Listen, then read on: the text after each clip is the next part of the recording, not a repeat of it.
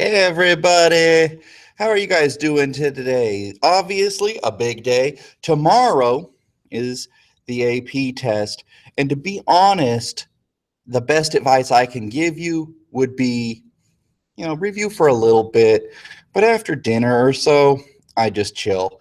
And I know some people watching this might already have had dinner, so it kind of depends on your own schedule.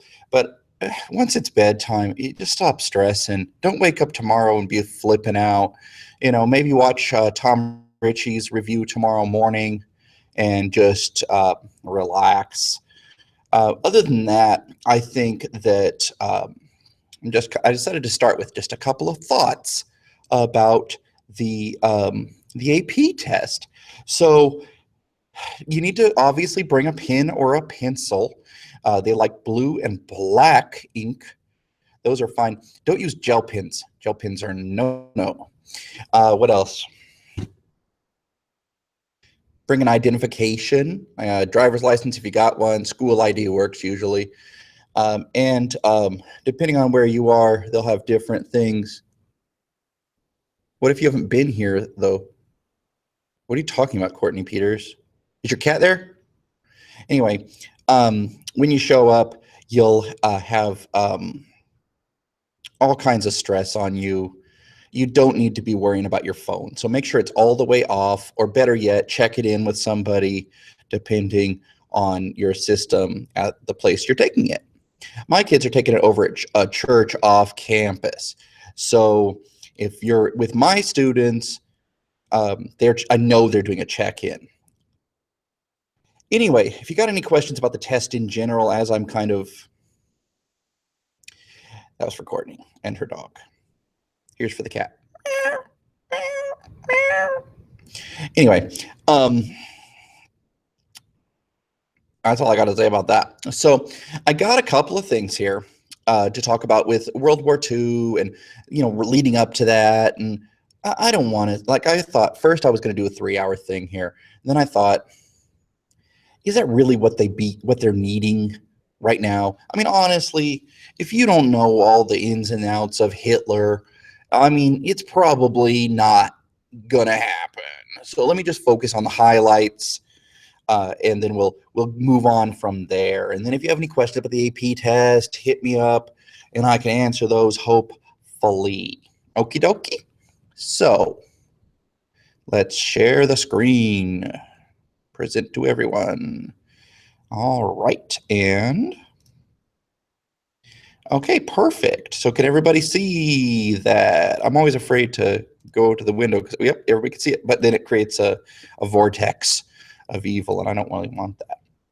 Anyway, so I thought, let's just finish off on the totalitarians. That was what I kind of did my specialty on in college. That's where I kind of ended up having the most interest in, is how did these things happen, these awful things in Europe, where these, for the most part, although Stalin doesn't qualify, right-wing strongmen end up going on to cause so much trouble, usually men of humble origins.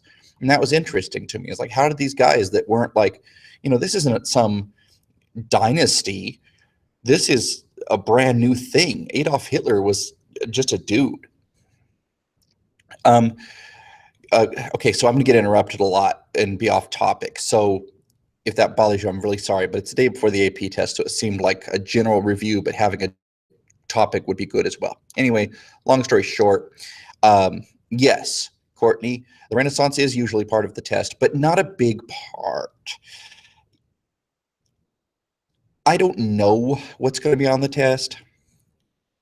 I would have to say that, here, hold on. Ranny doesn't know where the review is, so let's send it to her. Oh, whoops, I got to turn myself off. Okay, so, boop.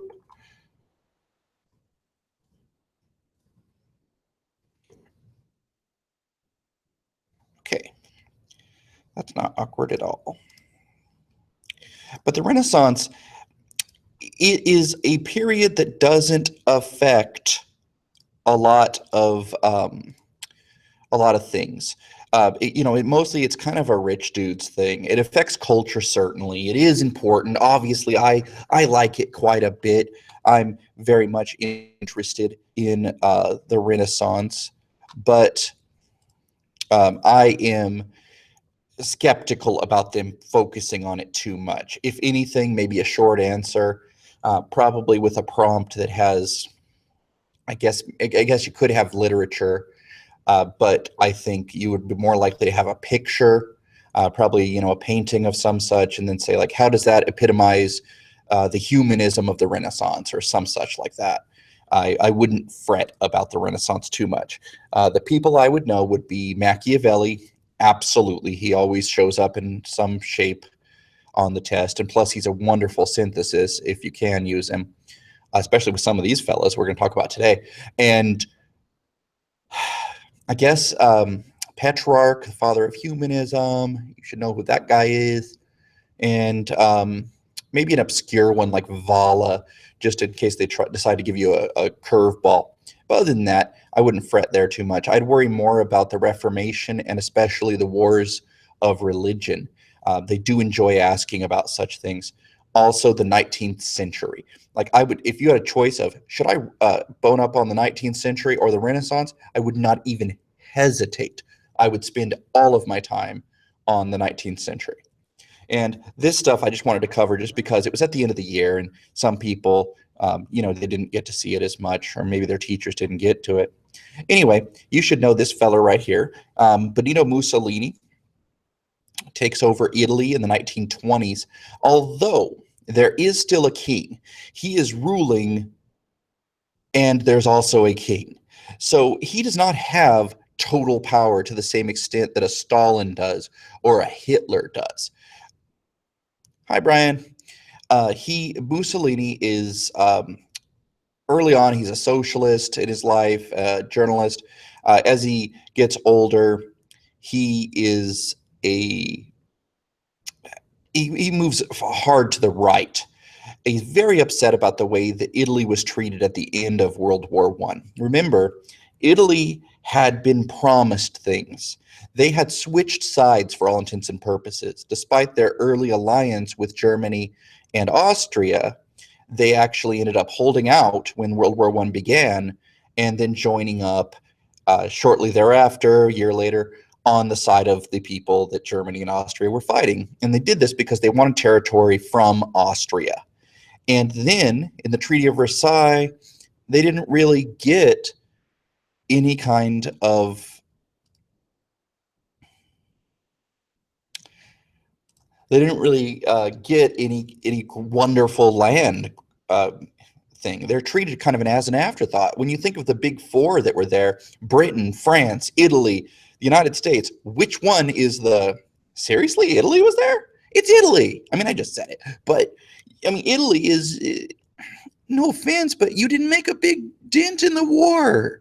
No disrespect to the Italian army, but, it didn't make a big deal, dudes. So that makes him mad.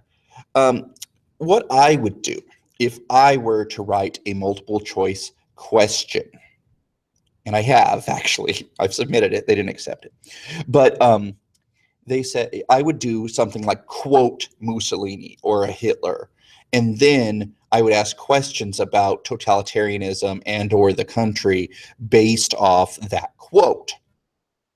So here's Mussolini from 1928. He took over in the early 20s. This is him talking about race. He says, when the city dies, the nation that is deprived of the young life, the blood of a new generation, is now made up of people that are old and degenerate and cannot defend itself against a younger people that launches an attack on the now unguarded frontiers. He's not just talking about age here. It looks like he's just talking about age, but he's talking about race.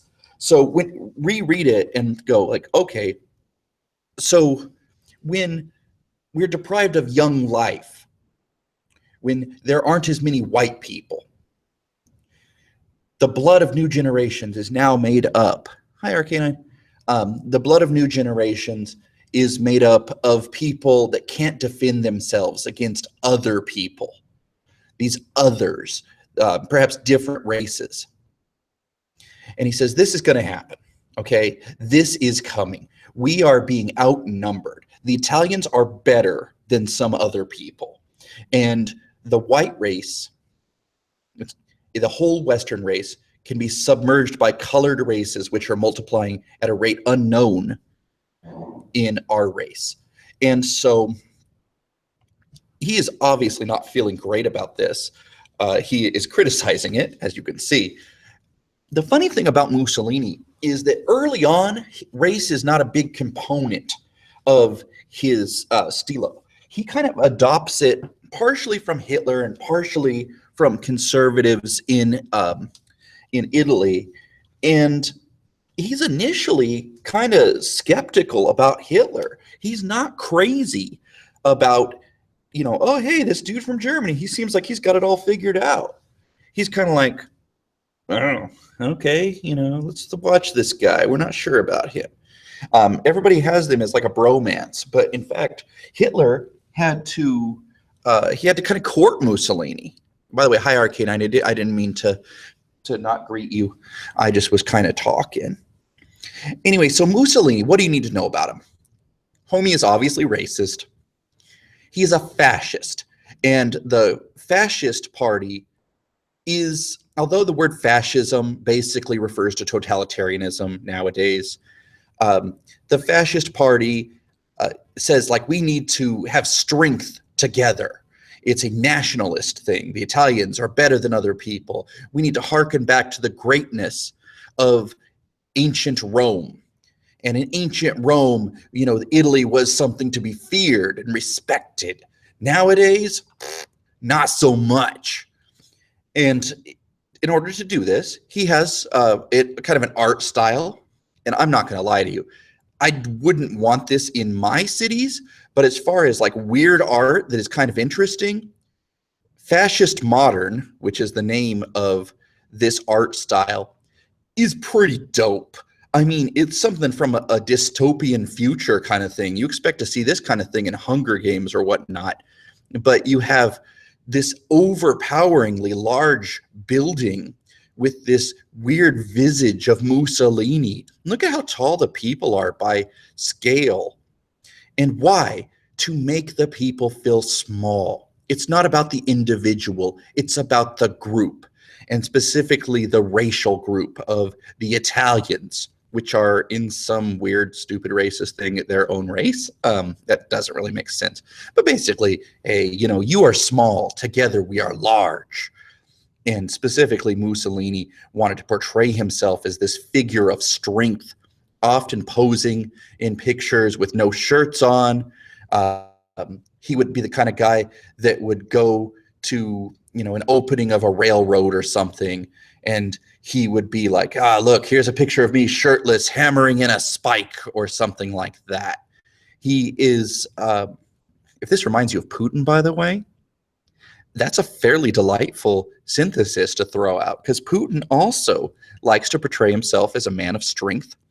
He likes to portray himself as a fit gentleman, even though he is older, obviously, than some of these young men that he is ruling over.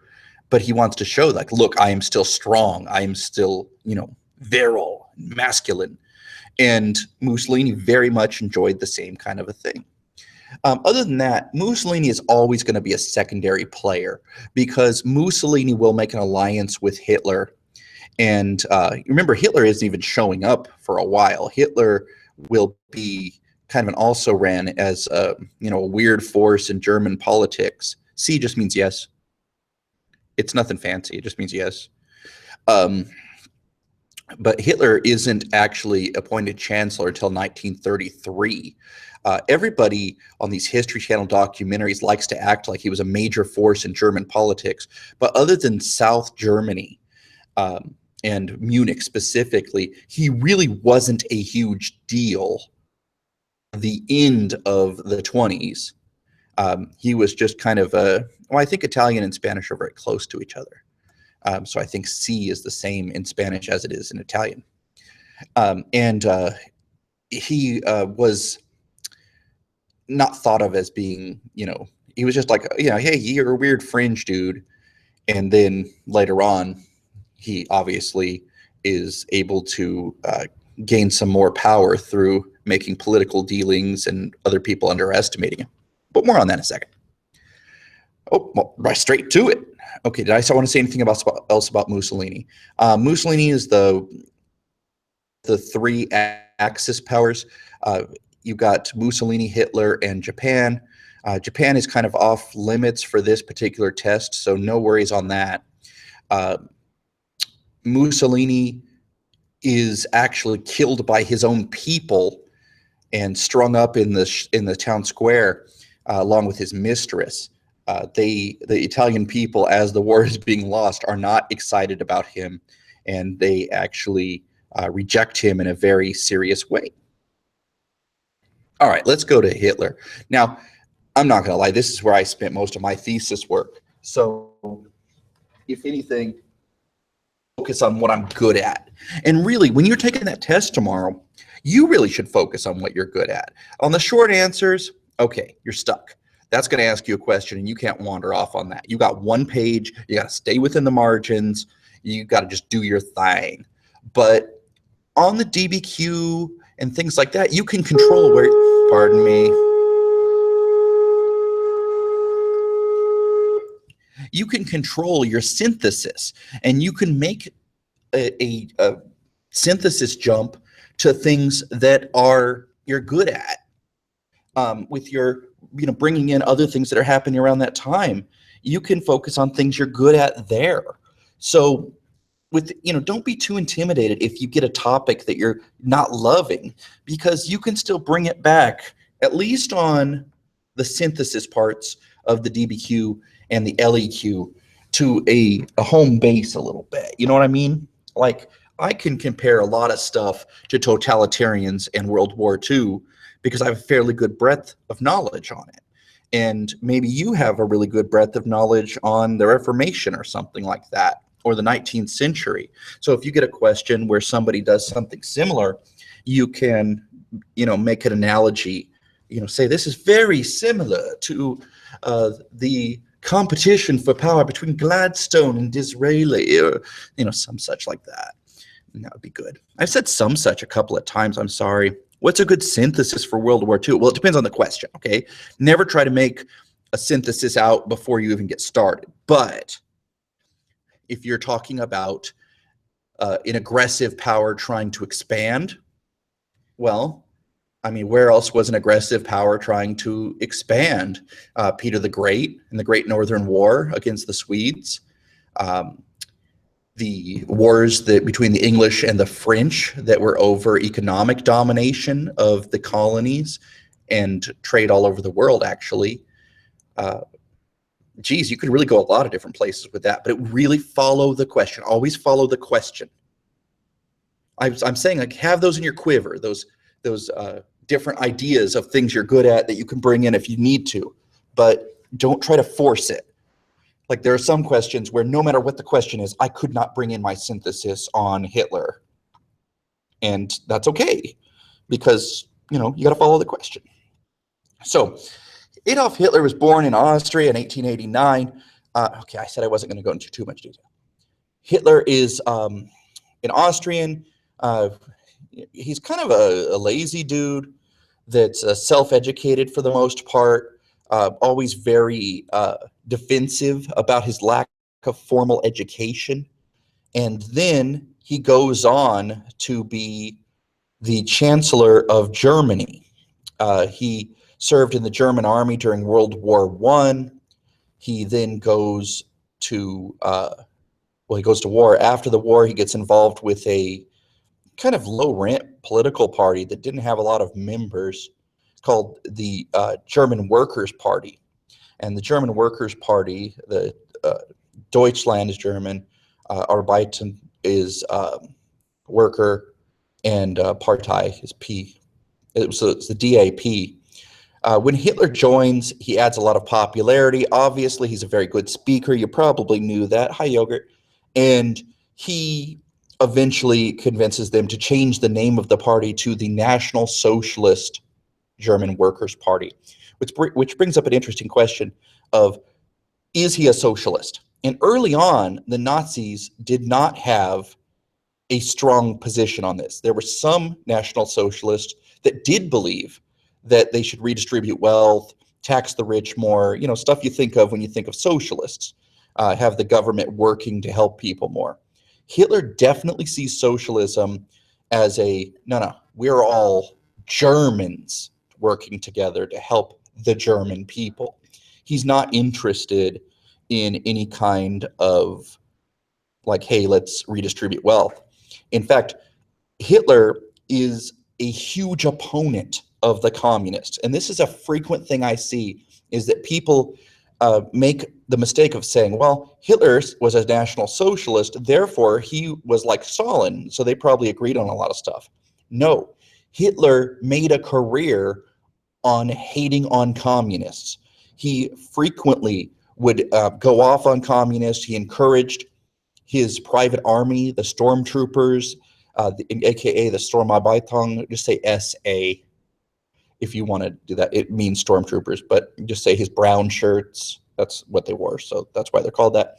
And or SA. SA sounds fancy. SA has a period in between them. And he encouraged them to break up communist meetings.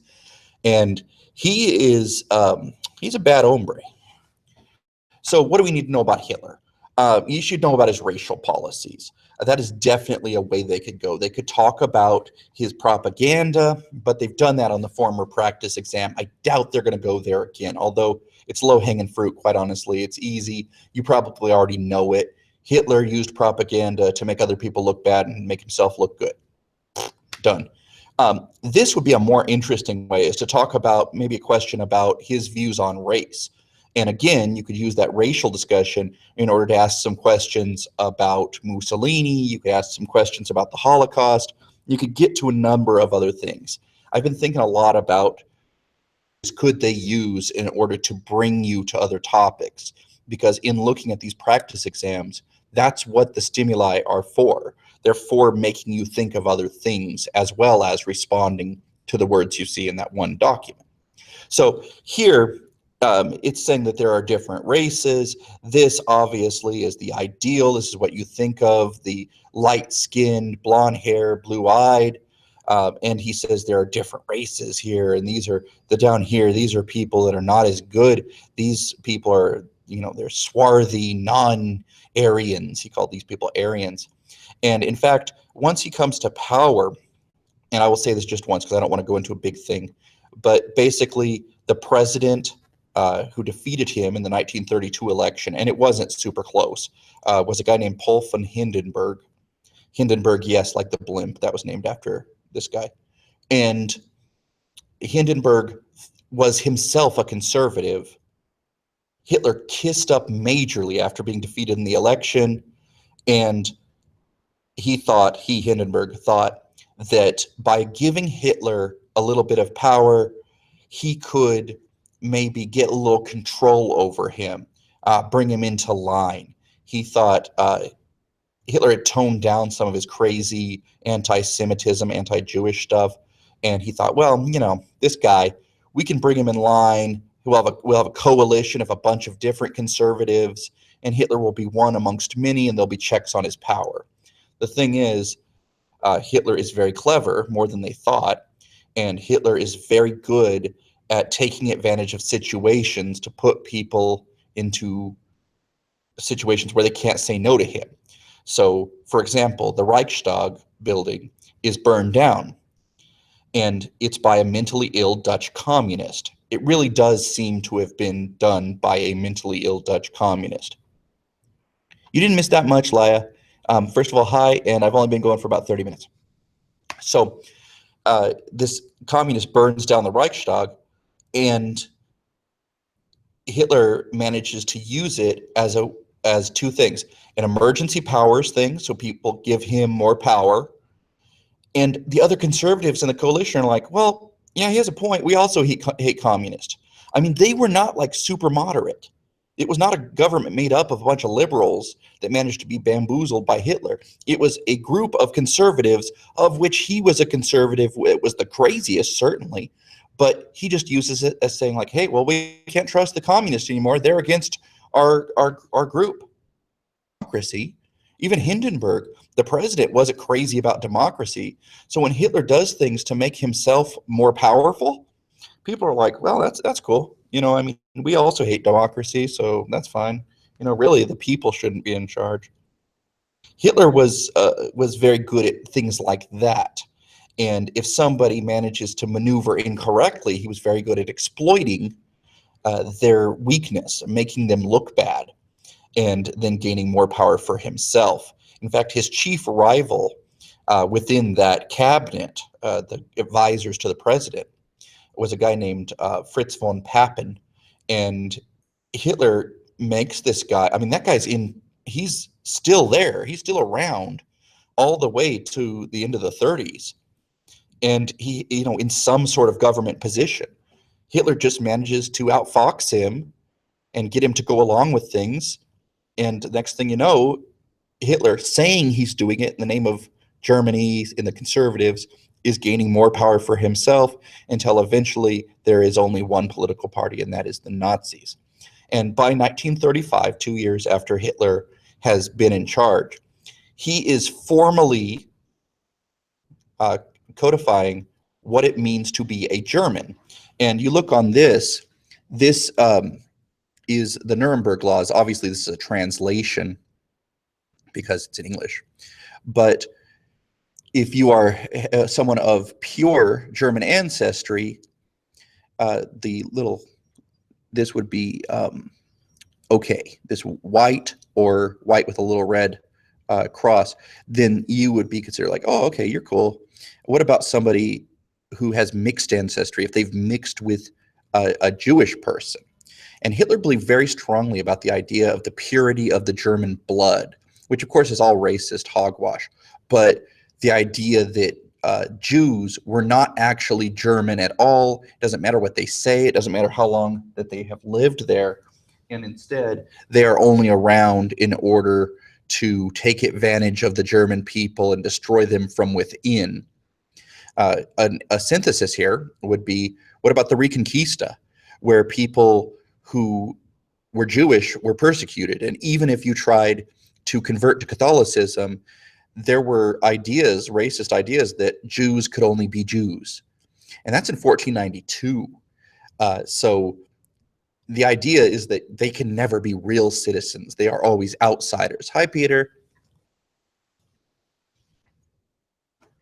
So there's that. Anyway, what if they gave you like a stimulus like this, that was like some sort of, hi, Brian, some sort of thing that was laws, or at least part of this chart or something like that, and then said like, this represents which of the following, and you could post maybe anti-Semitism or phony racial policies or whatever. Then they could get at other questions about Hitler. That's the way I think if they're going to do a Hitler thing, they're going to do it. I can't really imagine them doing a long essay. There was a Hitler long essay just a couple of years ago, and basically it was about, I believe it was about his policies in the West or something like that, about German nationalism. So that's why I think race might be a way they could go for a stimulus. I'm guessing. I have no idea. Here is actually, ooh, look at Brian. Why don't you throw it out as a Google Doc, Brian, and give other people view permission. I think that's pretty good. Yeah. Pogroms were, Diana just threw out pogroms. And by the way, hi, Diana. Pogroms are outbursts of violence against the Jews. The Germans did not invent this. There had been, ever since the Middle Ages, there had been feelings of Christians versus Jews. The Catholics had made it their formal policy to not kill Jews, but to make them suffer. So as long as you were following that, which is kind of a vague directive, you were okay. And there were circulations of ideas that Jewish people would kill Christian babies and use their blood to make Passover bread and things like that. So this is these vicious lies would occasionally, that spreads, and people, get mob mentality, and people would go attack Jewish houses or Jewish businesses or even Jewish communities. And pogroms really reached kind of a peak under the Russians around the turn of the century, as sometimes when things were bad, they would kind of encourage. Oh, yeah, that's another synthesis right there. Yeah, Black Death, absolutely. They've always been used as scapegoats. Peter is saying cool to what Brian said, by the way. I just want to clarify that. Anyway, yeah, they've always been used as scapegoats. So what, dang it, I lost my train of thought. I can't read and talk at the same time. Oh, you guys are sweet. Look at all these friendships that you're creating, Brian. What a good man.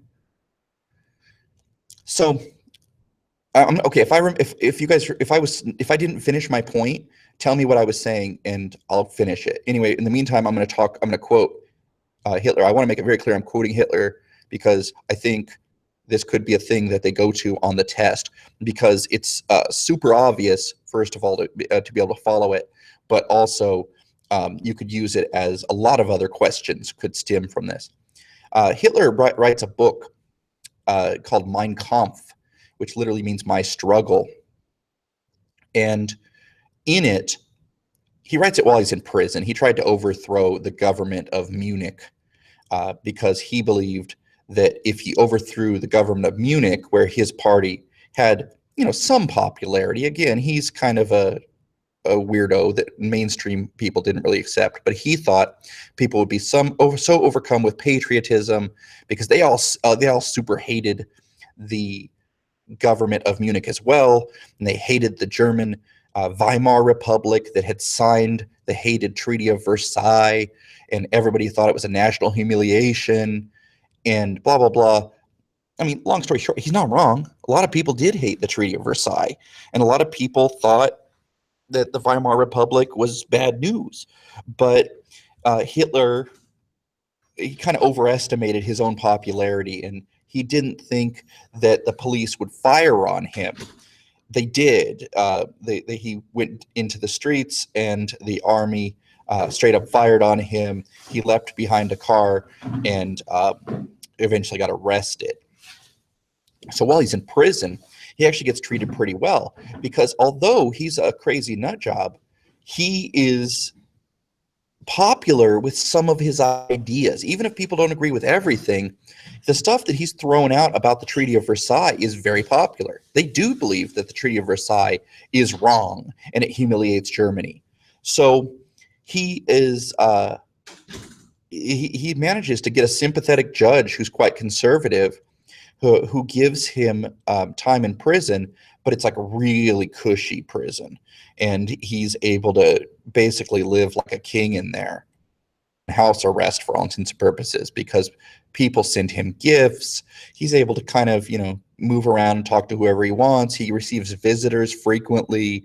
I mean, it's not like bad prison.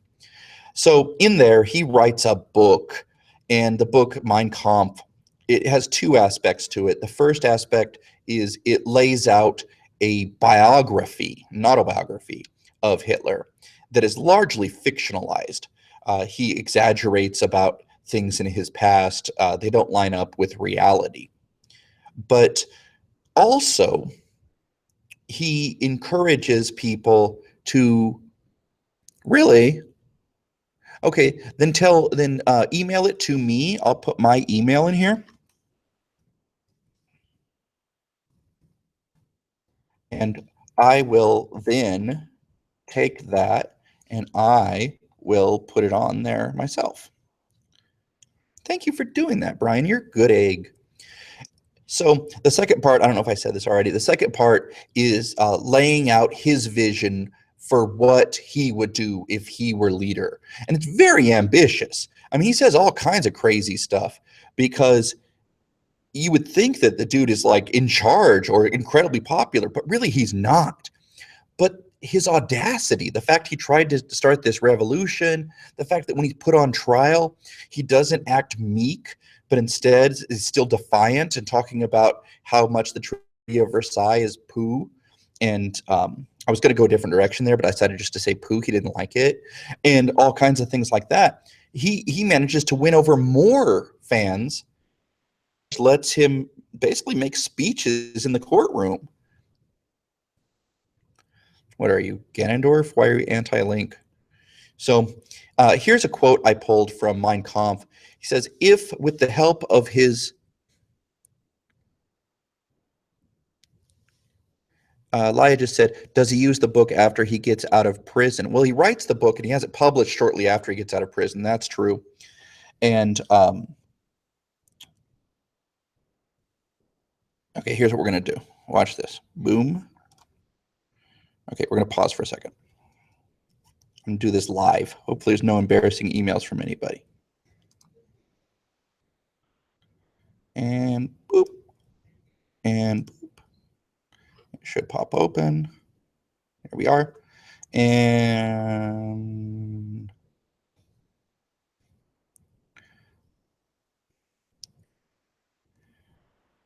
boop. Now, Brian, you got to keep in mind, is a dude that is in APUS. And because of that, he is, no, it doesn't have a shortener there. And because of that, he's going to have a lot of things from American history. So you might not be into everything that Brian knows about. Well, that was close to Brian Rules. Okay, so here's what we're going to do. I'm going to throw this into the chat. And I suspect if I just put a space, will it recognize if I do that?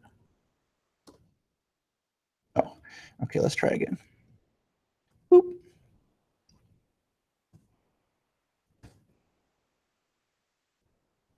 And it's smart.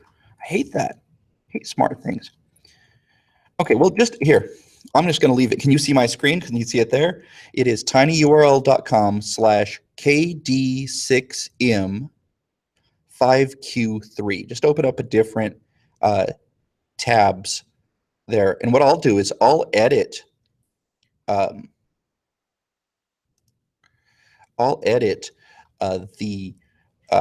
document along with some ideas that I have as well. Okay.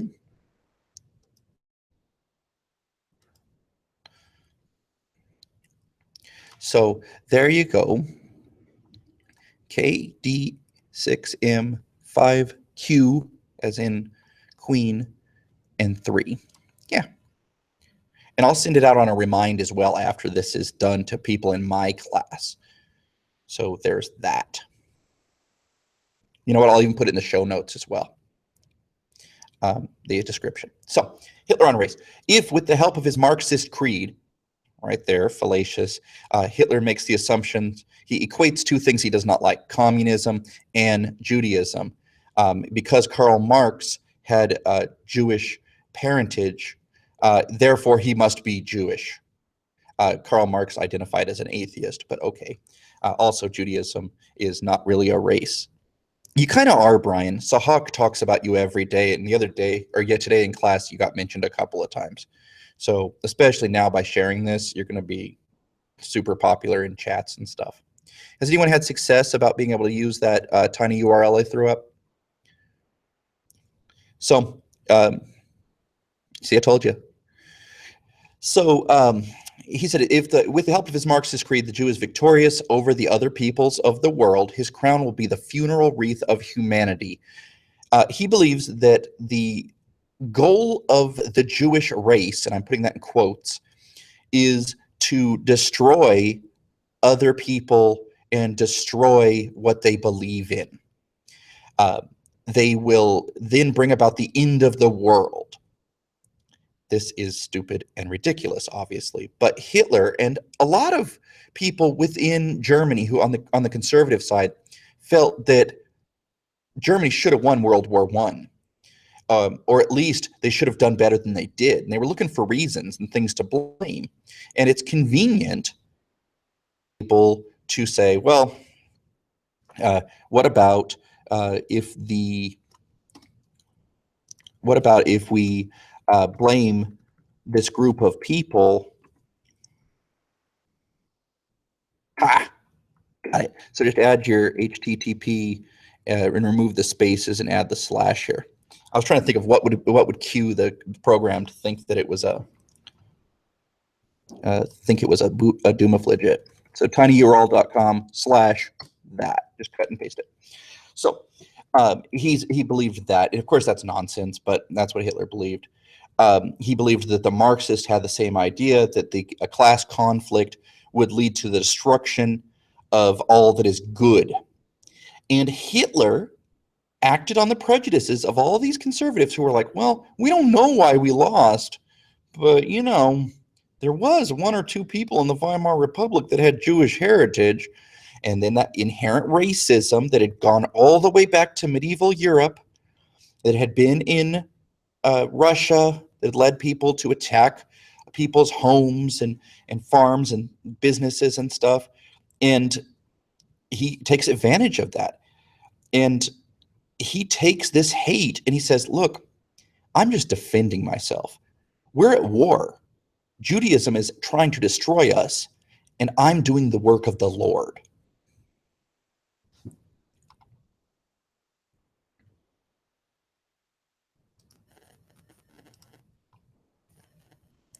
So there's that. Also, John Green had an interesting video where he talked about why World War. He kind of has a slightly different take on World War II.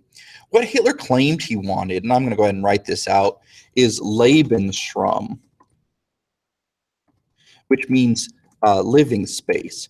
He said, look, the Germans are overcrowded. I don't have to speak German to know, look, in France, there's plenty of room. No, I have no stake at all. I used all my Weight Watcher points for the day, so I need to go running after this so that I can eat dinner. The British have plenty of room. Germans, look at how overcrowded we are. And what Hitler wanted is he wanted to be able to expand the German population, which he felt was the best population, the ideal human. And in order to give them plenty of room to live and breed, he wants to have plenty of room to grow food and to expand into the East, which just happens to be, you know, populated by people that are communist in Russia at this time, or the Soviet Union more accurately, and Eastern Europe that are Slavic or are inferior according to Hitler. Get in there and take their stuff. And in Mein Kampf, it's actually startling to read it because he is so blatant about what he wants to do. It's nutso. He says, you know, if we ever make an alliance with Russia, all we're going to do is break it because they're, you know, they're inferior people. They're lower people. Plus, they're Marxist and can't trust them, blah, blah, blah. And Mein Kampf is just a crazy ranting thing. It's really not a very good book on any level. If you must read part of it, and here's a synthesis opportunity, Hitler discusses war propaganda because he was, remember, in the German army during World War I. And he was exposed to a lot of Allied propaganda. So Allied propaganda, he felt, was wonderful. It did a great job of depicting the Germans as being animals, as being lesser. You know, I prefer not to have to waste my time, J. Mart, but thanks anyway. So anyway, Hitler, geez, it makes me lose my train of thought. So Hitler wants to expand to the East in order to make room for all these good white people. And in Mein Kampf, he's just laying it out. He's talking about how, you know, blah, blah, blah, you can't trust Jewish people, blah, blah, blah, you can't trust communists. And it's so repetitious. Um, and people read this, and it wasn't a great seller early on. Oh, of course. Yeah. Oh, I didn't finish my propaganda thing because of Jacob. So anyway, here's an example of a synthesis you could hit. The propaganda in um, in World War II, wherein Hitler uh, depicted the Jewish people as being an other, a lesser group, was largely inspired by the way the Allies depicted the Germans as being less civilized, the other, if you will. Hitler had laid out his views of Allied propaganda in Chapter 7 of Mein Kampf. I mean, look at that. You drop Chapter 7, then it looks like, whoa, this kid is a smarty face. I don't know why I said smarty face. I was going to go smarty pants, but smarty face. Okay. And yeah. Now, here's what not to do with synthesis. You don't want to create, um, yeah, exactly, a subhuman, which of course is awful and racist and terrible. But can you equate groups? Yeah, imperialism, social Darwinism. Can you make that jump there? Yeah, in specific terms. Always make stronger argument. Yeah, I did read Mein Kampf. It sucks. But specific arguments like that always do better than like, racism was really bad in imperialism times, and it was also really bad in well, I mean, yeah, and if you get a very generous grader, maybe, but you could, yeah, apartheid, absolutely. What about just the views of the white man's burden that the blacks were lesser people? Things like that. Oh, welcome, Jacob. All of those things would be ways you can go to compare to Hitler in an effective way. What would not be effective would be to make any kind of political uh, reference. Like, for example, say you don't like Trump, and I don't want to get into that here. Don't compare him to Hitler on the AP test. Seriously, last year there was a question where Hitler came up in some way or another, or at least people could compare him. And my roommate was grading that essay, and my goodness, he said so many people just make lazy arguments, and it doesn't work.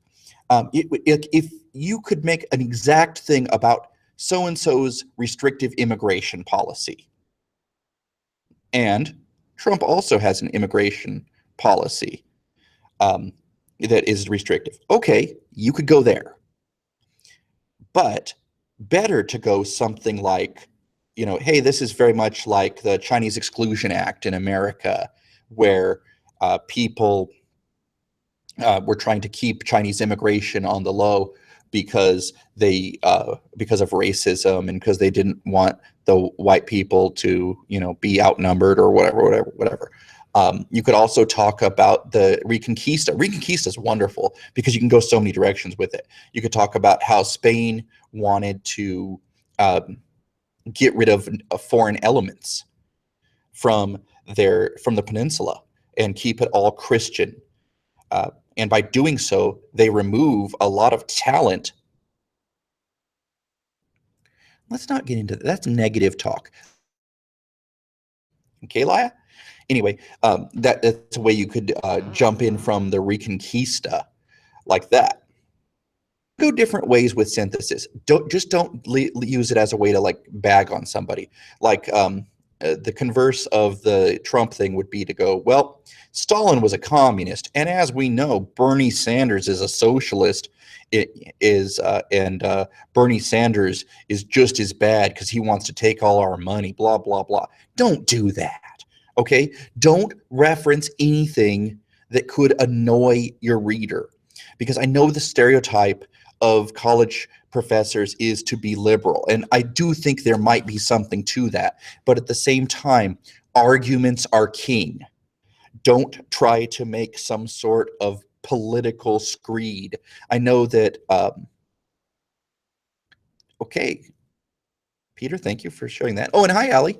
I just talked about Mussolini and Hitler, probably Hitler too much, to be honest.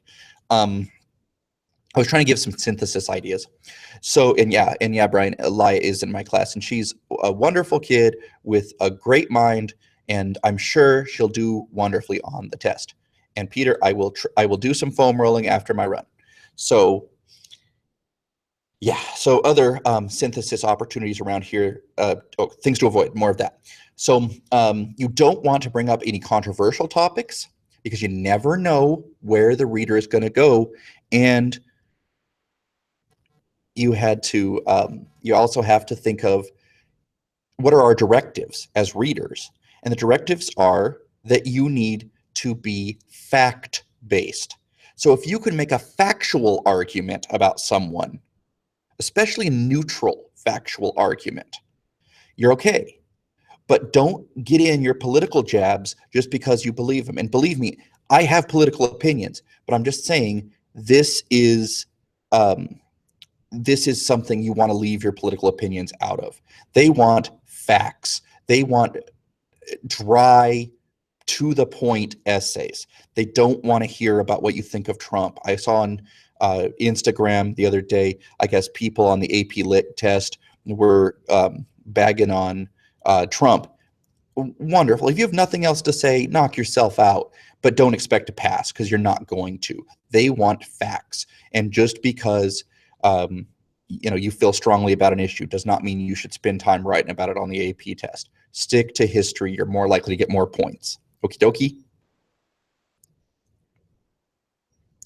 Yeah, Brian just threw out an interesting idea. For the DBQ, come up with a preliminary thesis. I used to use a modification off of a guy that I was friends with, Dr. Sanderson. He would say, during the time period, location underwent a great metamorphosis. Oh, I don't know if I know how to spell metamorphosis.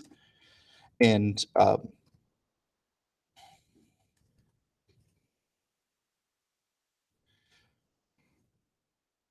then you answer the question.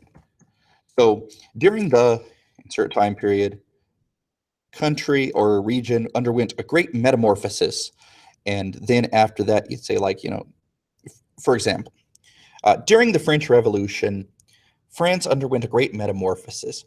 No longer was France focused on the Catholic Church and the primacy of the nobles, but instead they valued the working man and the equality of citizenry.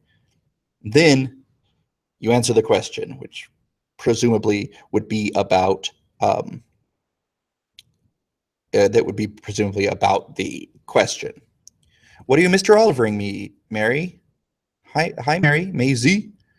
Yeah, AP Lang is going to have a terrible pass rate for all of those kids that bagged on Trump. Don't bother. I'm just saying. Okay, also within the DBQ, and I've talked about this in class, but you want to, usually during the introduction, you want to throw out this is going on. And in this prompt here, which you can steal if you want, knock yourself out. During this time period, it went a great metamorphosis. Maybe throw in a little bit of like, also during this time period, blah, blah, blah. Don't make it super random. Like if the question is about how the working class changed during a period, talk about another time when a class underwent a great period around the same time. Like, okay, say Britain. Britain is expanding voting rights in the late 19th century under Disraeli, the prime minister. All right, this is very similar to, and then stick with something, I would say around 20 years, either way, to give like, this is going on at the same time, not either way, I'm sorry, just the past. So around roughly around the same time, Bismarck was debating about how much power to give. Or roughly around the same time, the King of Russia was debating about, and then give specifics, whether or not to give a Duma to his people, ultimately deciding to give them a Duma, but have it be relatively ineffectual. Something Okay, Peter, that makes me feel bad, okay? Because I'm sitting here talking to myself and only 14 people are here. But you know what? You 14 are so awesome that it's like thousands of people are watching. So, yeah, just something that's around the same time. During the 1700s, what else is going on during the French Revolution? The Industrial Revolution. Well, the French were trying to realign society. The British were realigning society economically by changing the way people consume textiles, and that's kind of crappy, but something like that. And a sentence or two is usually adequate. Okie dokie. I'll try to give you more ideas with that, but to be honest, the thing that gets students about context is they get thrown off by I don't know dates. Like if people don't know dates, then they might be like, well, around the same time as the French Revolution. Well, Reconquista, right? He kept talking about that. No, I mean, you got to know some of your basics. And again, on my website, under the review portion, I linked to a dude that had a whole section. Ouch. Thanks, Courtney. The Okay, Maisie just hit me with a question. Why did France want southern Italy from Spain? Which time period are you talking about, Mary? France, southern Italy, Spain. When? Okay, you answered your own question. Okay, anyway, do like that. And what I would do is if you know roughly what's happening around the same time, or at least in the right century, you could at least throw out stuff. How many pages? To be honest, it totally doesn't even matter. Short essay question, 1 page. I mean, you're limited within that box. Like seriously, if you write outside the margins, the reader is instructed to ignore it. The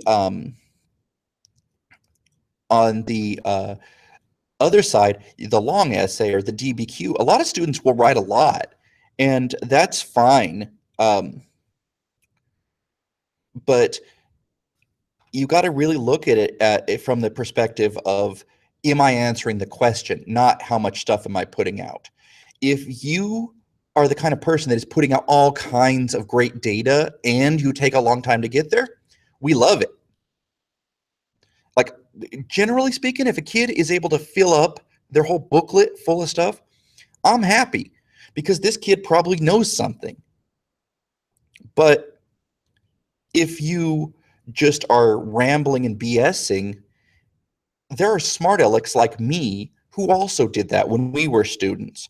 So we would look at that and we go, I think I'm fairly good at my BS detector going off and going like, this kid doesn't know anything. Where are the facts? And then you reread it. Then that bothers me even more because you slowed down my average, because now I have to reread your stuff looking and ignoring your fluff that you're throwing out as you're going. So I don't like that at all.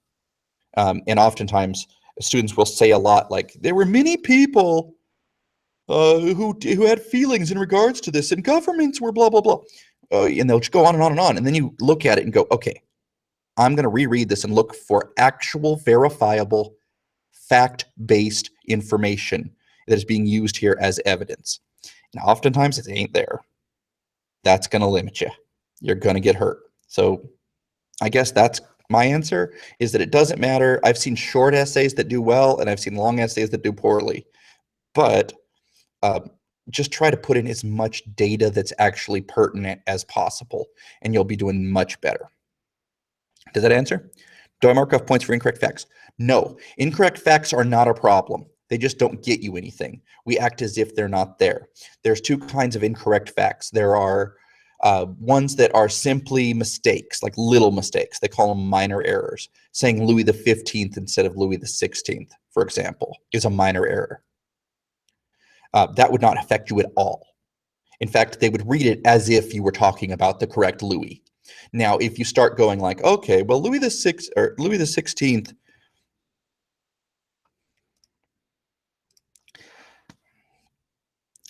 Louis the 16th was the king that expanded the kingdom of Russia and blah blah blah. Well, that's a major error. And then we wouldn't mark you down. We just wouldn't count any of it as evidence. So as we're reading, it's like, okay, well, that doesn't exist. So it's not a penalty to a lengthy tirade about something that you think you're throwing out all kinds of facts and none of it counts because it's either off topic, which actually is more frequent, and I'll talk about that in a second, or incorrect. That's going to hurt you. As a kind of side thing, Mary said, "How judgmental are the graders?" It's literally our job to judge so extremely. I mean, I've had conversations with people about like, what do you think was the intent of this sentence? And ultimately, the question always comes down to, are we doing the work or did the student? In other words, is an assumption that we can make based off of what was actually on the page and is proven by evidence, or is it something that a student is just because they're like, I'm trying to sound smart.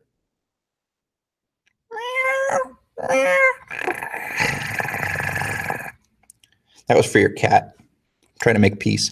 Now, what people do more often that actually, again, doesn't cost them points, but it gets them nothing and they waste time, is they talk about things that are off topic. For example, if there's ever a question about Luther, it could be about how did Luther handle the peasants' revolt? There's going to be a kid who's like, yeah, I'll talk about that in a little bit, Allie. They might say like, oh, well, it's Luther. I know about the 95 theses. I'm going to give a big, long explanation of the 95 theses. But the question didn't ask about it.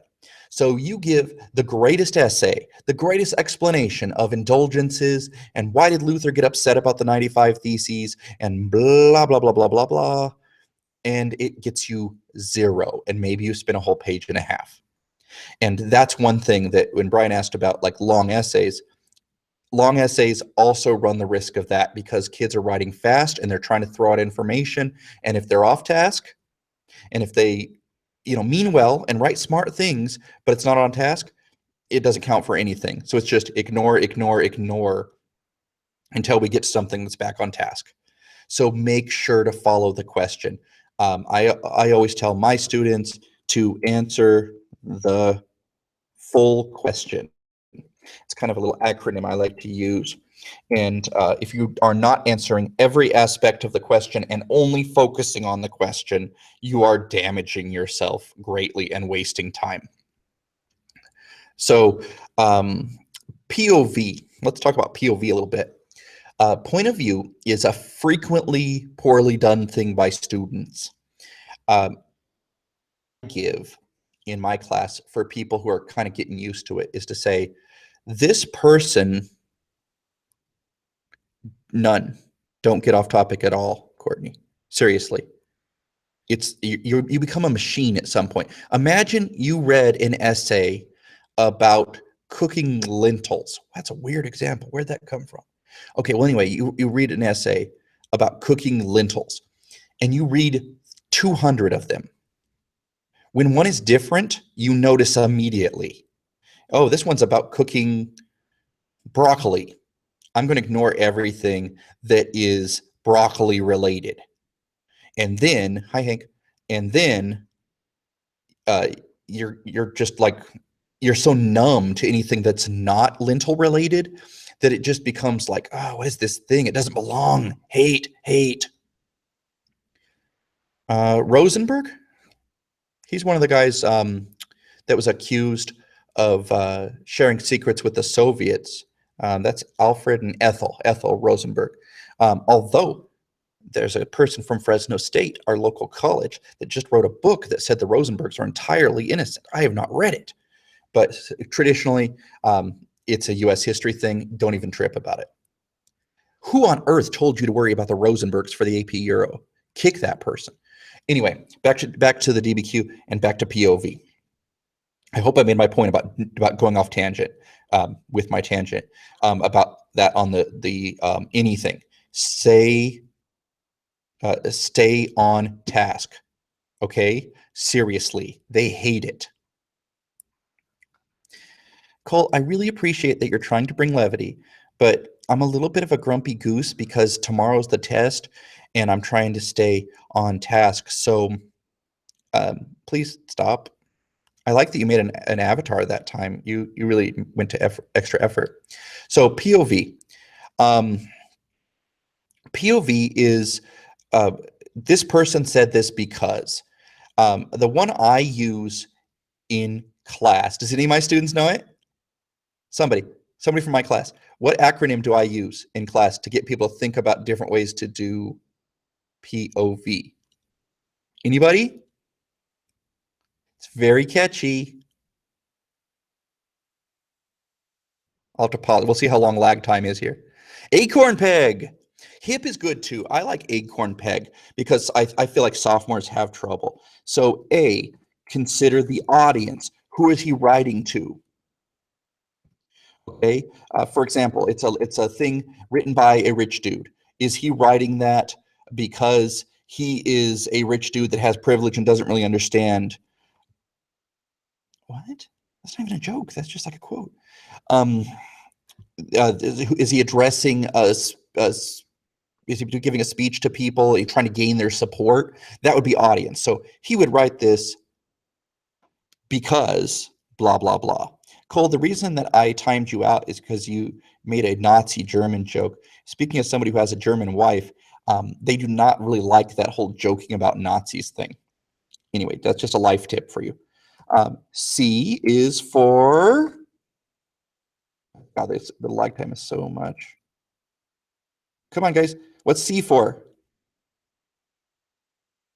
A is for audience. C is for nobody? Nobody at all? Maybe I should just bring up the document. Nowadays, but not always enforced. And the Germans consider it to be a great national shame. Boop, boop, boop.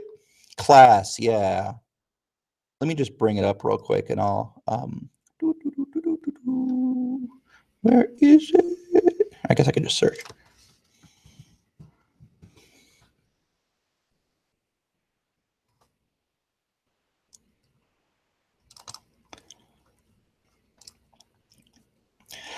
Class, what's the person's class? Are they a nobleman? If so, what are they doing there as far as their noble business? How would that affect what they're writing? It's not always there. No extra credit yogurt. Where's my thing? Didn't I open it?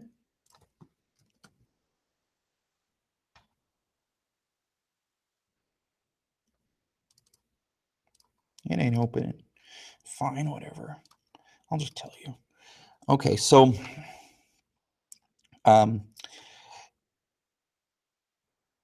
you, Jack. I think we found out who the person was. Class would be like, this person would say this because they are a member of the lower class and perhaps they are jealous of blah, blah, blah. O, occupation.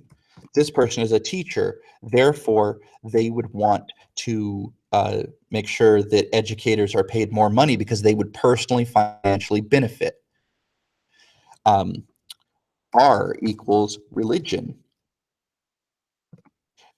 This person was a Lutheran, so they would be more likely to be critical of Catholics because Lutherans felt that Catholics were not following the word of God as well as they could be. In nationality, this person is French, and at this time France was at war with the British, so they would be more likely to be suspicious of the British. P, political affiliation.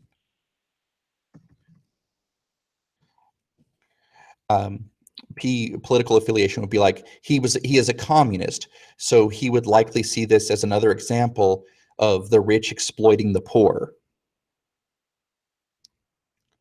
No, it's just slow. I don't know why. It's a little bit of YouTube, Cole, a little bit of school internet because I'm at school. What economic. No, not economic. What is he? What is he? Oh my God. Education. Um, this person has a doctorate. Therefore, they would be more likely to consider themselves to be an expert on the topic than the person they are criticizing. And G equals gender. Um, this person is a woman, and this person will do, Brian. This person is perhaps wanting to expand the rights of women because she feels that men are making bad decisions and that women would make better decisions. That's weak, but that's just off the top of my head.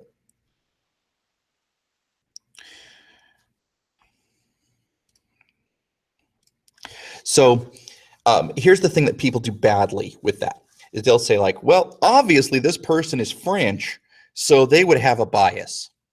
Well, that's wonderful. Tell me about it. What is the bias? This person is French, so they would hate the British. Nope. Um,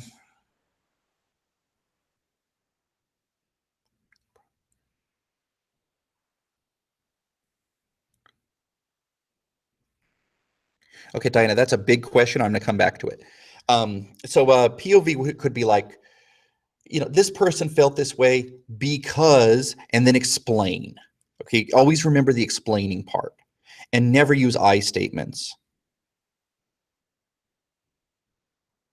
Oh, okay, that makes an easier question, Diana. Thank you. But let me do the essay questions first. I was like, whoa, that's a big question. I got to think about that.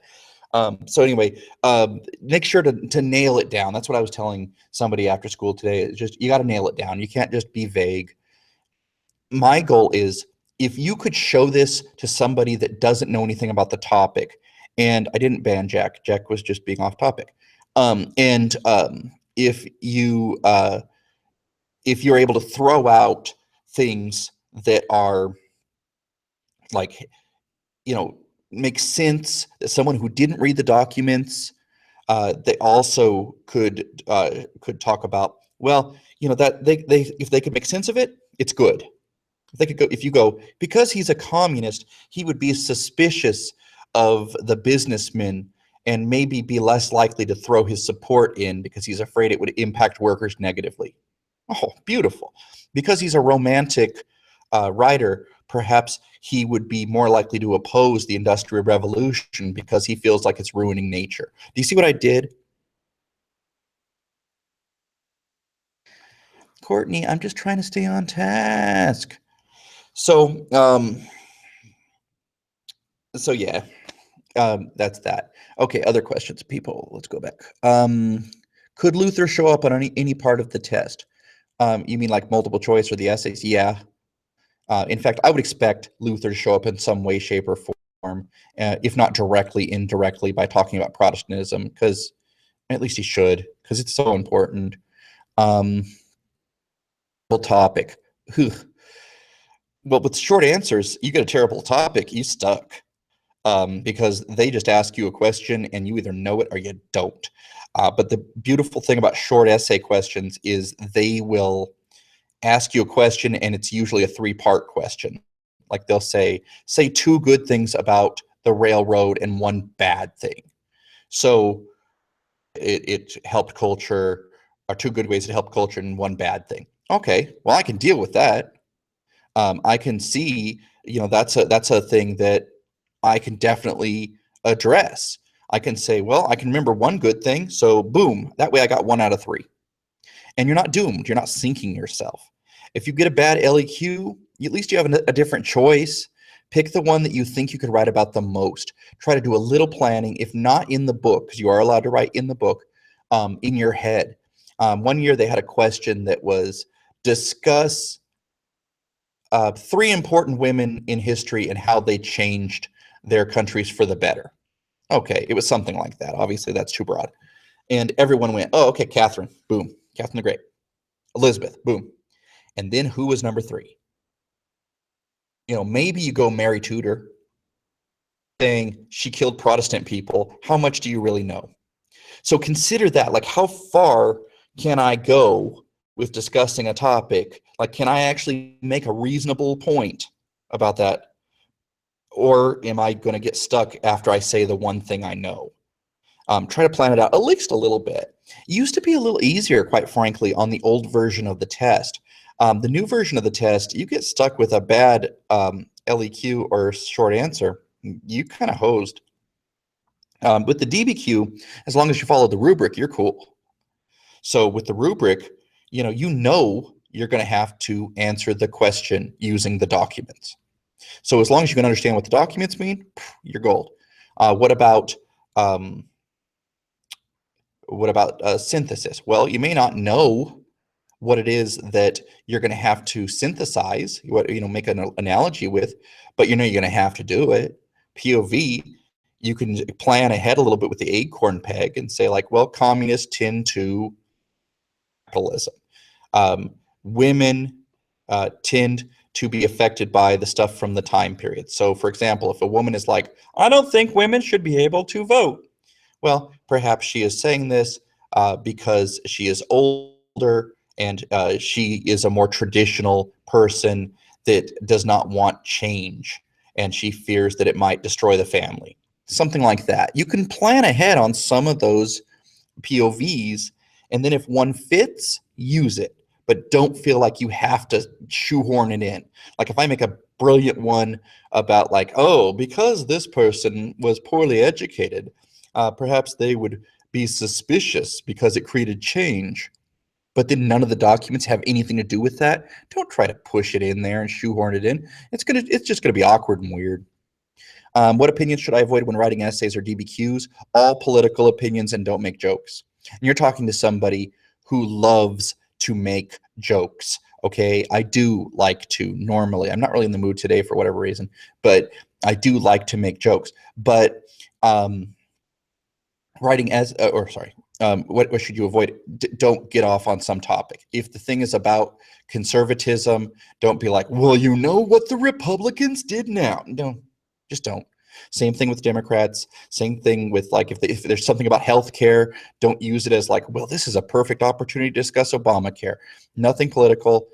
Don't make fun of religion. Don't make fun of any gender. I had one year where somebody was like, oh yeah, women who are inherently weak, blah, blah, blah. Whoa, who are perceived as inherently weak. Don't do that. Last year, there was a question in DBQ thing about mothers.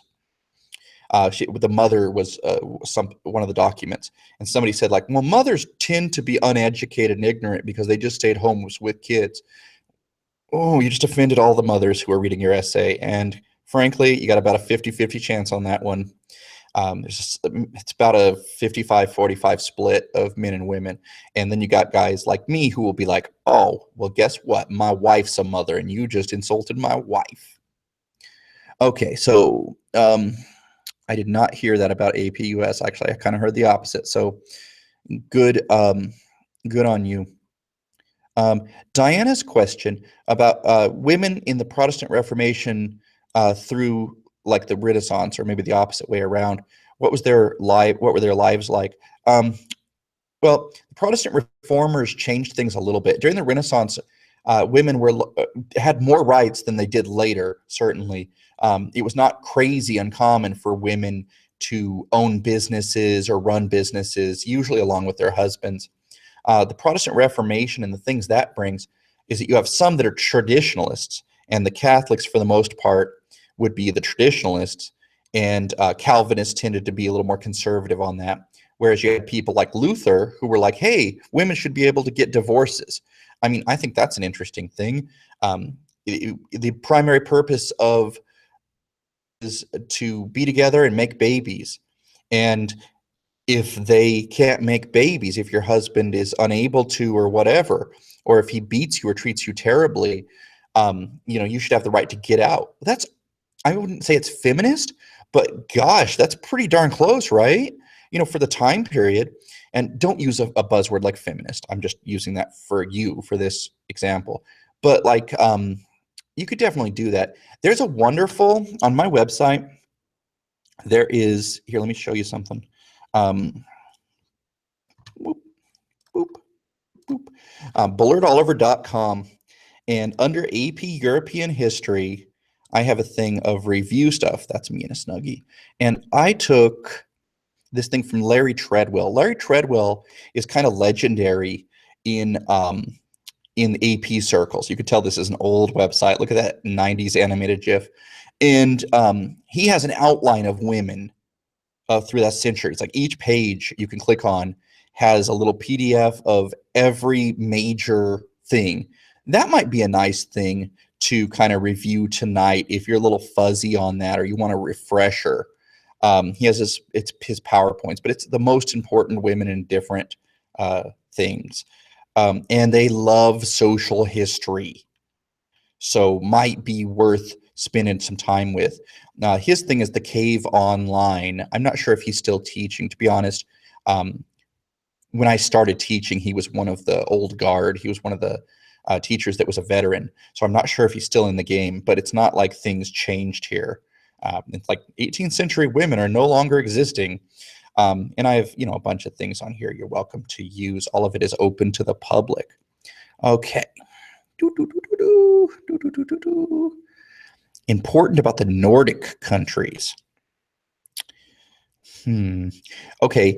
Sweden, you should know they were involved in the 30 Years' War with Gustavus Adolphus. He's a swaggy dude. Guy's always pimped out in his pictures.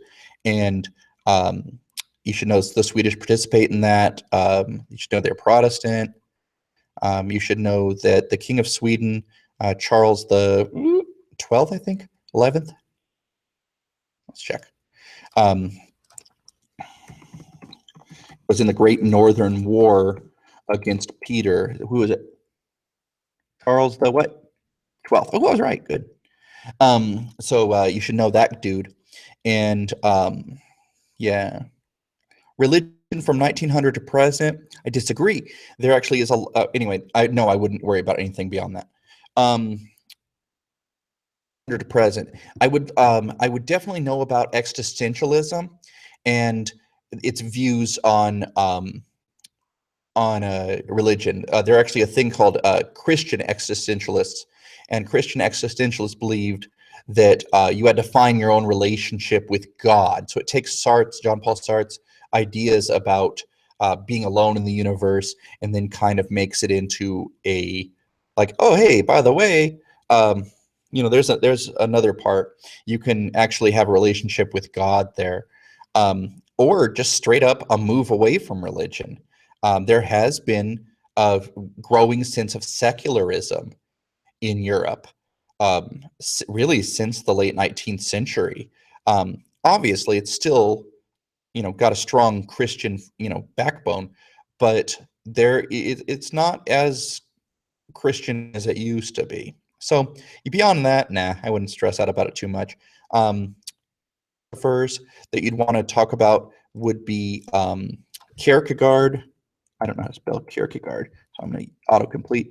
Kierkegaard, he is a Christian existentialist, and Friedrich Nietzsche. And I misspelled Nietzsche. I actually know how to spell that one. And Nietzsche is the guy that famously in the 19th century said God is dead, and that will I can't see the College Board asking that question directly, like who came up with this, because it's controversial. But could they talk about the changing views of religion? Yeah, he would be somebody to mention. Can I scroll up? Yeah. Oh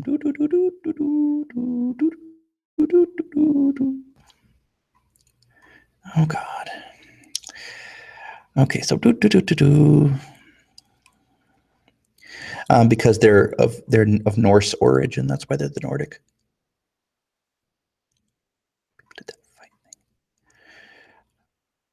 I absolutely will, Brian. Thank you very much. Yeah, you could. You could. The thing is, a woman's right, like Christine de Pizan in the Renaissance, when she talks about how men should respect women, it's not like she's not like thrown out like, hey, women should be equal. She's saying like, hey, women should be able to be educated. I mean, it's just careful with your terms if you're not locking them down with details. So that would be my concern there. Just make sure if you say women's rights advocate or feminist or whatever, that you're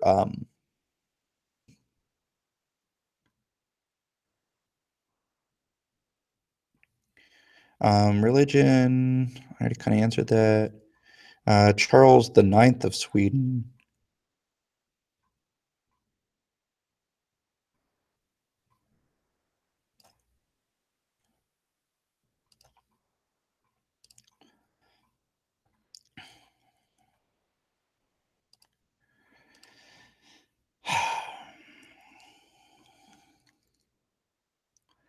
So anyway, there's that. I think I answered everybody's question, right? You guys got any more questions? It's more fun for me to actually answer questions. So any other questions?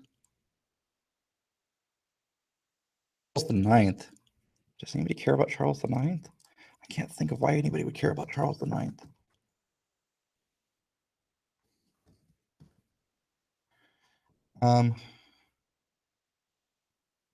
No, no, I can't. No. Okay, look, we're no, Brian, that's not even funny. I hate that DBQ. I refuse to discuss it. The Charles the Ninth. No, nobody cares. Difference between first and second industrial revolutions. Time period: first industrial revolution, 1700s. Second industrial revolution, 1800s. Bigger difference, quite frankly, if you go into higher level classes or if you're in the United States. The British had a head start, and then everyone else is catching up. I wouldn't worry about it too much. You know, you got to gamble at this point, right? You got to play your odds. Do I think anything will show up about the Swedes? No, I don't think so at all. But who knows? I mean, sometimes they're weird when they make the test and they have like, you know, hey, like we should throw in that. I'm not going to do a game tonight, Allie, because there was a big nationwide one. So if you're interested in that, you can go to that. I'll what's the thing? Oh, so yeah. Oh, Tom Ritchie just went like, oh my God, it's 8 o'clock there. How is he just eating dinner? So yeah, I already forgot what I was doing. There's a nationwide game. Maybe your teacher did it, but I'm all gamed out for today. Oftentimes the questions on the practice test, when they did something obscure like the Nordic questions, were not really about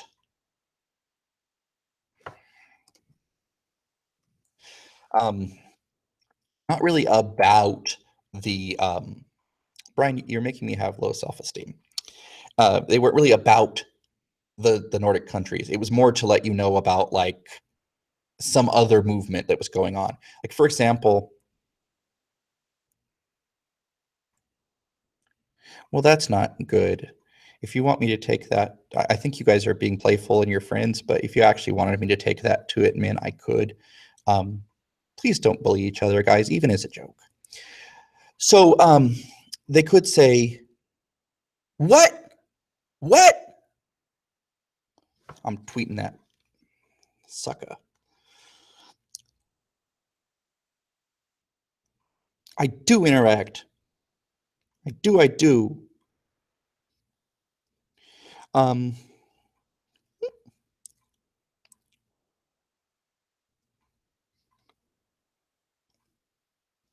see, I can't actually type at the same time.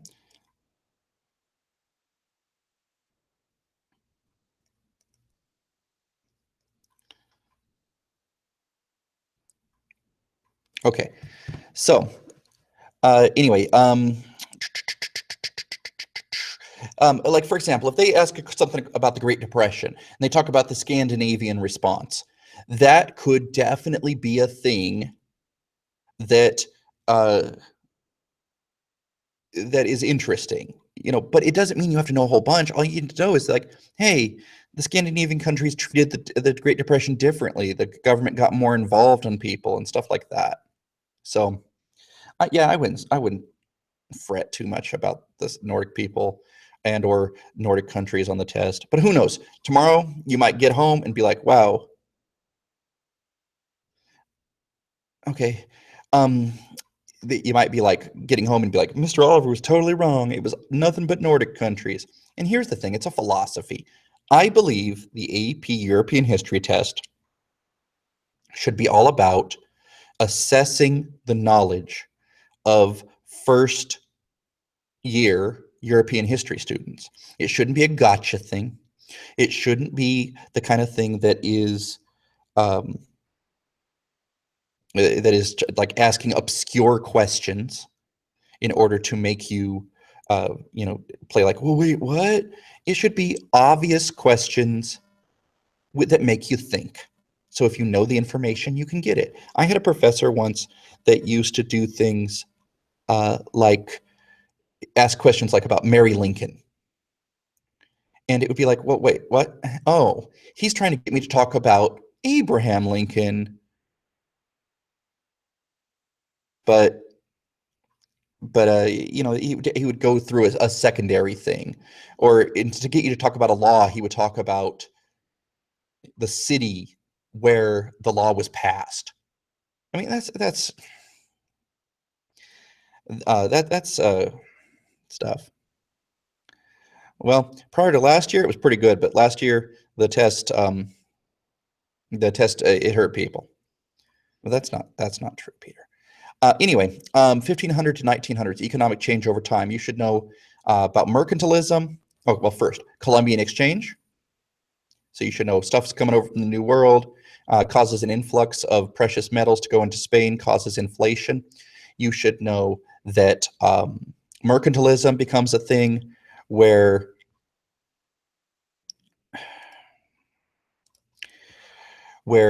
countries try to establish control over things, over the trade balance, so that they're exporting lots but importing very little to get the biggest share of gold for themselves. And then after that, capitalism, and then socialism. I wouldn't stress about that too much. Yeah, never give up hope. Really don't. When you think you're going to lose for the AP test, like when you walk into there thinking like, well, there is um, there is no chance I'm going to pass this thing. You've already lost. Yeah, Brian took it last year. He was an AP Euro boy last year, and this year he was an AP US boy. Napoleon: A Life I have not read, just because I'm usually a 20th century fella. But yeah, it's actually uh, in my list. Yeah, he took the European history one last year, and this year he's taking, well, just took the AP US one. It used to be the AP Euro and AP US were on the same day, and we were in the afternoon. They gave us an extra week, and it looks like in the 2018 school year, um, there's also going to be that where we're getting the second week. If the fire alarm went off during the exam, it would be very bad.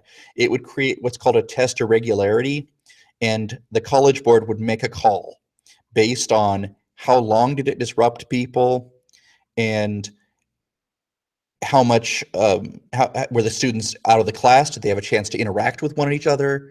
If there was, okay, now I'm being theoretical, I'm not trying to scare you. Your school needs to crack down on these people. That's a crime. You need to arrest those people. Um, they could, if you guys were sent outside and you had a chance to interact during a testing portion, that could affect scores. Yeah, tape stopping, that's not as bad. But as far as like actually giving the students time to cheat, that would freak out the College Board, and that could cause them to pull scores from some or all of the students, depending on who is involved. It would be a huge mess for the AP coordinator and the College Board to have to work out. Um, I'm not going to say pray, but hope that does not happen. Um, I hear a phone.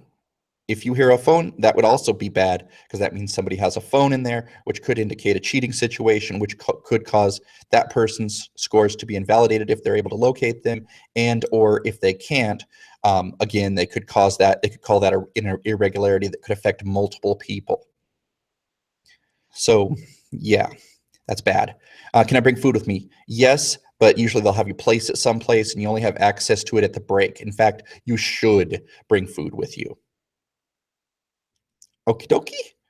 Anybody, any other questions?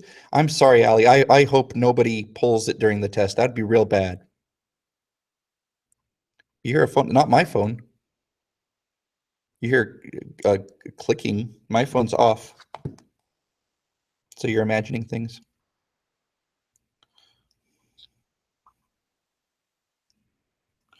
Okay.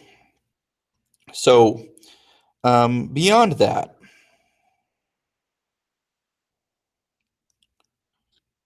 I just texted Richie and told him don't hate. He hasn't responded. To take a short answer, just answer them in order of the ones you know. There's 4. So start. I didn't get a text message, Mary. You're obsessed. A short answer. So there's going to be 4. First, prioritize the one you know the best. Answer it. Try to spend about 10 minutes on it, and then just go all in order. He's only banned for 5 minutes. Relax. Short essays. Just try to get as much in there as possible. Try not to get more than 40 minutes on the short essay so that you can spend more on the DBQ and the long essay. The short answer, they're often fairly direct questions. It's a little unclear as to if I'm allowed to go over former years. So I can't really share out what's on the practice exams or the released exams, because in the wording with what we had to click on when we accepted receipt of them, if I were to share questions through a live public event, I actually could get in trouble. So that's not great. Passages so long because they want to analyze your ability to decipher complex texts. It kind of goes with the whole the Common Core thing. That's a nationwide movement. It's a great idea. It's just, I think they don't give you enough time, but that's just my thinking. Okay, should I continue talking about Hitler at all, or do we want to just do questions? Because earlier Allie was like, hey, what's that slide about? Because she came here and for the last like 45 minutes, I've only been answering questions. They're not trying to make you fail. They're trying to discriminate between people who know the material and people who don't. It's actually really good. Like, honestly, as you are, I know there's a practice released one, but when you click on it to accept it, you no, I have it, of course, but when you click on it on the AP side, it says that you are not supposed to share that out. You can use it in class, but any kind of public forum, nope. I know some other people do, and I don't want to lose my access or my certification on it. Maybe I'm being overly conservative. I'm a rule follower, though. Okay. Okay, so if you have other questions, feel free to drop them in, and I'll try to answer them as you go. But there are 3 released practiced ones. Yeah, I know, but they're fine with you looking at them, but the wording is vague, and I don't want to risk it. So you can find stuff. You can find a lot more than I can online. Okay, so boop. This right here, just I already talked about it, but it was saying, hey, we're in Germany. We're overcrowded. We need space, and we're going to find it to the east. Joey Stalin.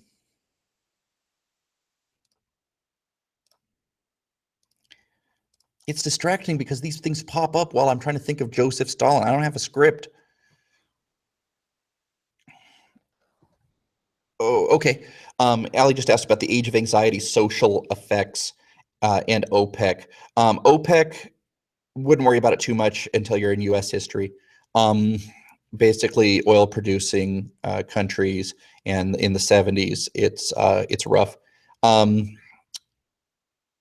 For age of anxiety, Uh,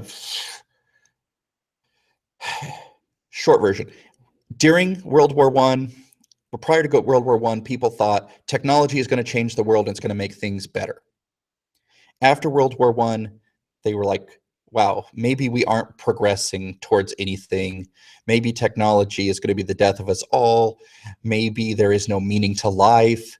How can a benevolent, loving God have allowed these terrible things to have happened, etc., etc. As far as social effects, you see more secularism, synthesis opportunity with Renaissance. Of course, the extent changes, but definitely more secularism. You see growth in women's rights as far as their involvement in society. Like they're wearing shorter skirts, they're smoking, they're drinking. Not that that never happened before, but they certainly, as this is in America as well, but they certainly were more of a part of everyday life in a way that was a little different than it had been before. They were challenging traditional roles. They were advocating for the right to vote and actually often got it. And yeah, flappers is a perfect American example. Okay, so what else did I miss here? I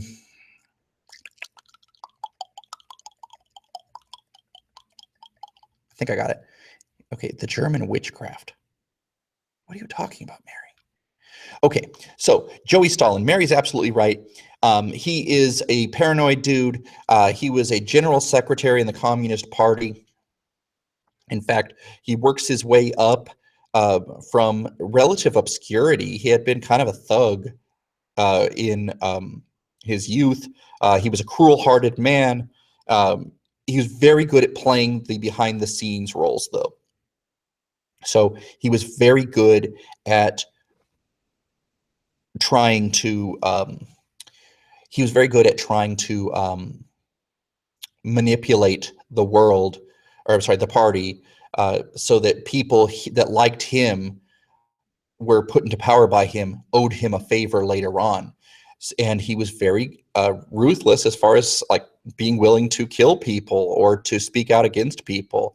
Most people have an idea of orderly society, and there are things you do not do. And guys like Joseph Stalin and Hitler were just like, nope, I'm going to do whatever I want, and you'll deal with the consequences. And they did. I don't know who you are, but thank you for the money advice. I like to incorporate art a lot, and a thing that could happen either in the multiple choice. No, I was going to stop at World War II's beginning. I like to incorporate art because not only because I like art, but because it's a way that they can ask you a question and incorporate a lot of things. Imagine they show you a picture. I got some in here, but like they show you a picture of the ravages of war. They can ask you a bunch of questions about that war, about the style of art, blah, blah, blah. And I think that's really an interesting way to get at a topic with a relatively short, amount of space. For like Rococo, for example, Rococo art, they could say, let's show the picture of that lady on the swing kicking off her shoe. And they could say, okay, what does this indicate about the society that this is part of? And they could go interesting places with that. So, yeah, I think art is always important. Having said that, is there as much art on this new version of the test as there used to be? No. Common sources they use, they tend to like weird, obscure ones, but they also will pick people you've heard of for at least one or two, seemingly. On the new DBQs, they definitely seem to be trending towards people you've heard of and topics you should know something about. So your big topics, the ones that your teacher spent a lot of time on, the ones I spent time on, the ones like the 1,500 views of Tom Ritchie that he spent time on, I would expect maybe to have peripheral things off of those topics. Okay, back to Stalin. He is a Bolshevik. There are multiple.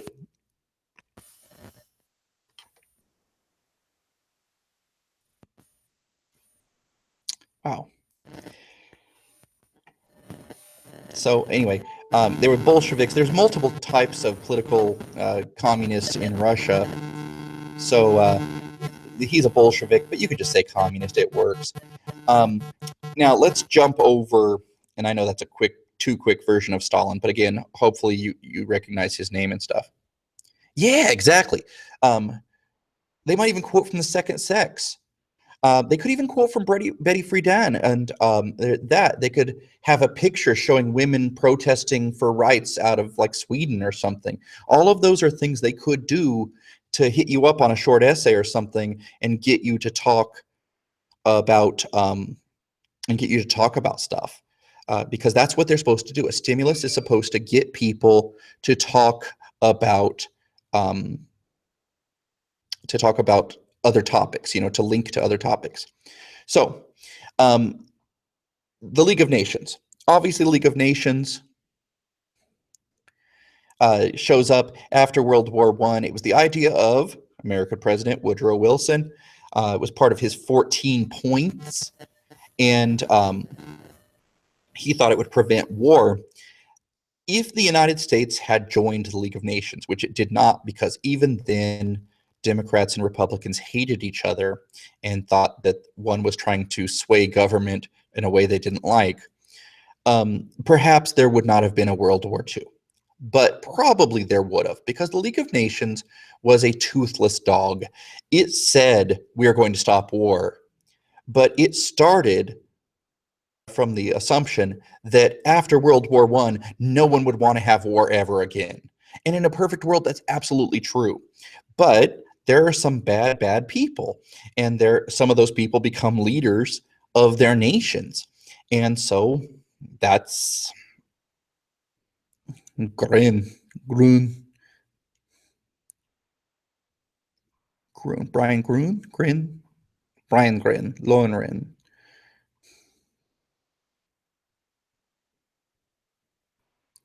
I'm going to go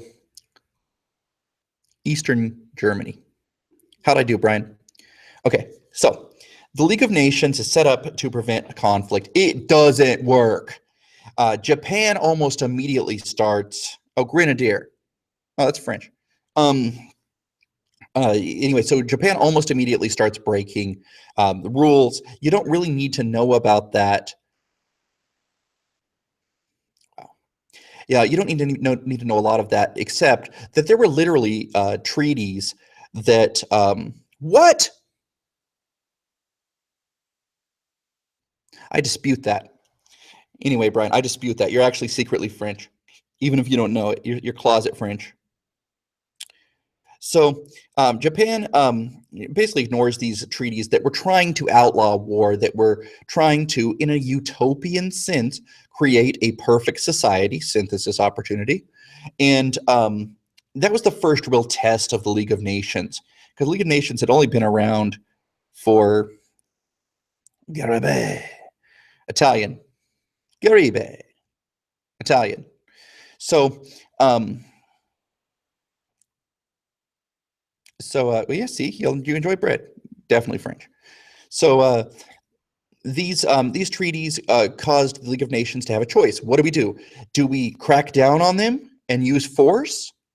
No, they chose not to, because they were trying to prevent uh, all things that were conflict related.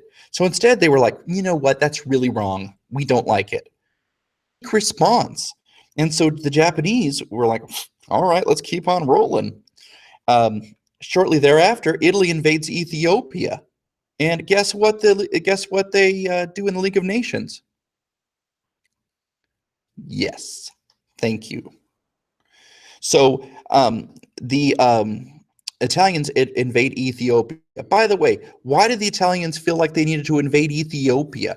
What was Mussolini trying to accomplish? Oh, by the way, Mary, in answer to your question, write the answer, but um, the early part, I talked about Mussolini in not great detail, but at least as far as what I think they might ask you about. So after this is done, just go back to that.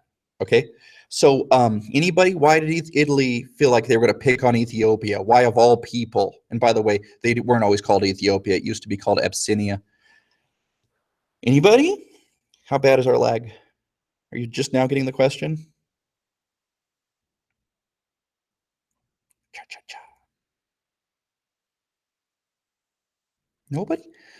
It was because during the age of imperialism, when everybody is snatching up those um, those good colonies, Italy had been defeated by Ethiopia, and one of Mussolini's big things um, was that because they had been defeated, they need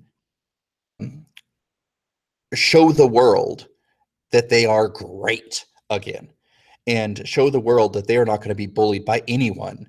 It's not really about Abyssinia. It's not really about imperialism. It's exactly what Brian said. It's Italian prestige. Ultimately, what they want is to take the Mediterranean, right there around the boot of Italy, and control northern Africa and have everything be like it was in ancient Rome, to restore the idea of the greatness that Italy had had once during the Roman Empire.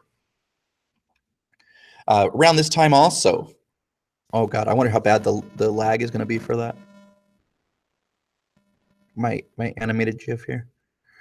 But there was a fascist, basically, a guy that was part of the military that wanted to destroy the Republic of Spain. And the Republic of Spain had socialist leanings. So Franco, who's the leader, this general, he uses his thugs, and they start taking over things. Wow, Cole. And you could see in the yellow is the forces of General Franco, and the blue is the Republicans. And the West largely stays out of it. They don't really get involved. The Soviet Union sends aid to the Republic because, like I said, they had socialist leanings, and Stalin thought he might be able to influence it. Also, Stalin was really nervous about these fascists in Germany and Italy. He knew that these people had come to power. He knew that these people had recently come to power largely on a ticket of, we hate the commies and we're going to get them in line. And the only way that Lenin had believed that communism was going to thrive is if there was a worldwide revolution. Now, Stalin didn't believe that. Stalin believed that we could have socialism in one country. But Stalin also thought, hey, the more places we can turn, the better. So he wanted to send assistance. The only countries that get involved on Franco's side are the bad guys, Hitler and Mussolini. And Hitler uses it as kind of a field test. Because number one, homie wasn't even supposed to remilitarize after the Treaty of Versailles. And yet he did. And then he went and he gave a speech and he said, look, guys, this is what we did. What are you going to do about it?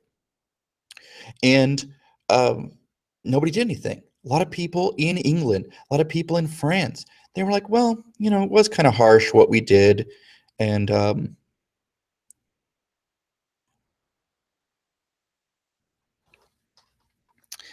yeah.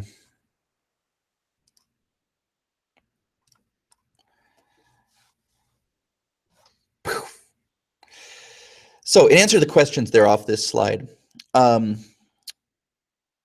do they mention Franco? Oh, Franco is actually the name of the general. His name is Francisco Franco. And this is confusing, I think, to some people because he is, no, not Brian. Oops.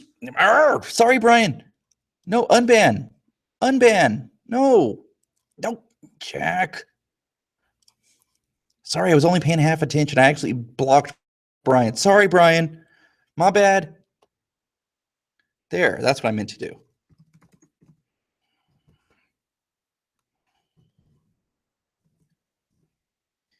So anyway, you might see things like the Franco-Prussian War. That refers to France. So it's all context, really. The only guy I can think of that's named Franco is General Francisco Franco. I can't think of anybody else. Every other time you're going to see Franco is referring to France as a country. Whoop, whoop, whoop. So there was that. Anyway, Hitler used this as an opportunity to test out his tactics, to test out his stuff, to test out the resolve of the West, because he's over here helping them destroy a republic. And what does the West do? They denounce the people, but they don't really do anything to back it up. So they allow him to get away with it, and it allows Hitler to kind of go, what would happen if I push this a little bit? Ali also said, hey, what about communism? He absolutely prevented communism from spreading. It was literally illegal to be a communist in Nazi Germany. So yeah, he kept it from spreading also by attacking them and trying to wipe them out. So in a kind of negative way, he tries to destroy things. I don't really understand that question, Ali. I'm sorry. Is everything in black and white? Is that the way it's showing up in the picture? See, I can't see it. That was you. What are you talking about? Oh, sorry, Mary. My bad. I don't know. I was planning on it going till about 5:30 or so, but it's 5:30 and I'm not done. This is an example. Oh yeah, everything's black and white and pictures on the test. Unless they decided to spend more money on the test, and who knows, they might, but I doubt it. It's usually high res, black and white. Here's an example of a picture that I could totally see showing up on the test, with or without credit. You've got Pablo Picasso's Guernica. And what it does is it depicts Picasso, obviously Spanish, and a Cubist. You might remember that. Picasso is showing the devastation that a bombing can do to a town. And in it, I mean, like, I don't love the art of Cubism, but I do think that a picture like this could be used to show, like, okay, Guernica is referring, the painting above is being used to show the devastation felt by who, or as a result of which war, or something like that. So yeah, that's Guernica. The style of art being used in this is Cubism, something along that line. And it's really just kind of showing you like a war is hell kind of image here, where humans are being reduced to their component parts. Yeah, absolutely. Like when I look at this, I hate Cubism, but it does move me. Like anytime you show a grieving mother, even in my opinion, one that's not drawn in a style I like, with a dead baby, then yeah. By the way, I don't know if your teachers show Sister Wendy in class. There's one video I show, and all of my students don't remember it, but she says, "With that baby, is it a dead baby?" No, only sleeping. Sister Wendy is delightful. If you've ever got the time, spend some time with Sister Wendy. She will ignite a love of art, hopefully. 1936 begins. Yeah, that's the problem with Cubism, isn't it? I don't know for sure it's a mother, but she's got a dead kid on her lap, so I just figured it's a mother. German troops march into the Rhineland. This is Hitler going like, all right, let's escalate and see what we do. German troops weren't supposed to occupy the land between the Rhine River and the French border. It was supposed to be unoccupied by no militaristic forces. That way, the French could kind of feel like, yeah, you're not going to attack us this time, huh? What? Because from the Rhineland, basically, had come an attack in the Franco-Prussian War and also World War I. So, bad. Hitler marches in troops, and nobody does nothing.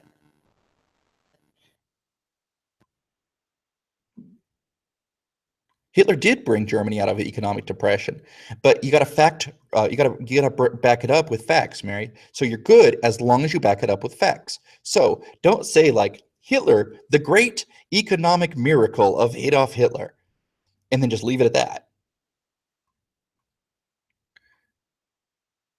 Manet and Monet are both impressionists. Basically, they believe that you capture an impression of a scene. So it's not perfect exactly like it is. It's a little fuzzy. Maybe it shows you things you wouldn't normally be able to see, stuff like that. But impressionism. Anyway, for Mary's question, you'd say like Hitler did bring Germany out of an economic depression by military spending, really. So he spent money on the military. He spent money that the Germans weren't supposed to be spending. 100,000 men is all they were supposed to have in their army. He immediately folds in the SA and the stormtroopers, his brown shirts, and he increases the size of the army by 2.5 million people. He also starts building tanks and improving the tanks, doing Air Force expansions, creating the Luftwaffe as we know it in the World War II, the German Air Force, the German air weapon. So he does all of this, and yes, that government spending will bring people out of depression. The problem is that if you really get into it, Hitler spends a lot, but he doesn't have a way to pay for it. So even if he had won World War II, he was a very rough, like long-termer. I mean, he would have really had to exploit the nations that he conquered, and he did. But if he hadn't won World War II, would he have stayed in power? No. So even if the war crimes hadn't happened, he would have lost, because you got to back up your spending with a way to pay for it, and he didn't have a way to pay for it. It was all on paper. It looked great, but if you scratch a little bit and look a little deeper, Hitler's economic recovery is not as fantastic. Okay, questions. A couple of questions. Laya, yes. Mary, Balfour Declaration basically said that the German people support the right of Israel to become a state. They're vague about it, and it was controversial because it made the Arabs angry, and the people that were there already angry. It made the Jewish people happy, but they were like, okay, so where do you support us getting some land? Because that's kind of vague. Do you support it here in the Middle East? It's implied, but not necessarily there. I would be shocked if they asked about the Balfour Declaration, like shocked, because really that's more of a world history thing. I mean, they could, though. It's fair game. But basically, it's about British support for a Jewish homeland. Brian, debate on the most influential president. Reagan. Reagan's a good one for that, because Reagan is extremely influential in contemporary politics, whether or not you like him. In fact, every politician since Reagan has had to identify himself with Reagan or face, like public scorn. Reagan was not extremely loved during his reign as president, and yet nowadays people, that's where you start from conservatism, and then you move right from there. If you compare Reagan to today, he is certainly extremely conservative, but not as conservative as a Trump or Ted Cruz or whoever. Cletus, it's convenient. That's why they name them after the colors of the shirts. Documents from leaders, absolutely. Mein Kampf, I don't know. Will they put something like Mein Kampf? They reference it? Sure. Quote from it? Maybe. Again, they're so I did think when my phone was off, but I think when I picked it up to mess with the to be able to tweet Tom Ritchie, I must have turned on the power. So I'll turn that back off. I apologize. Oh, you know why? It's because I plugged it in, and when I plugged it in out of habit, I turned on the thing. Denny's, can you go to Denny's instead of class tomorrow? No. At our school, if you ditch and you have unexcused absences, they can reject you from being able to take the AP test. Jack, no. Pancakes are very carb heavy. You should get more protein, and you should also go to school. Margaret Thatcher's effect on the economy. Margaret Thatcher is to England as as Ronald Reagan is to America. Very conservative, cut programs that help out people with the more of a self reliance kind of thing. My conf, I respectfully disagree with you, Mary. The only good chapter is the war propaganda chapter. Continental breakfast or full English breakfast? Full English breakfast. Might go to Dutch. I'm officially on this live stream letting everyone know that you should go to school tomorrow, and I absolutely no winking, anything like that. I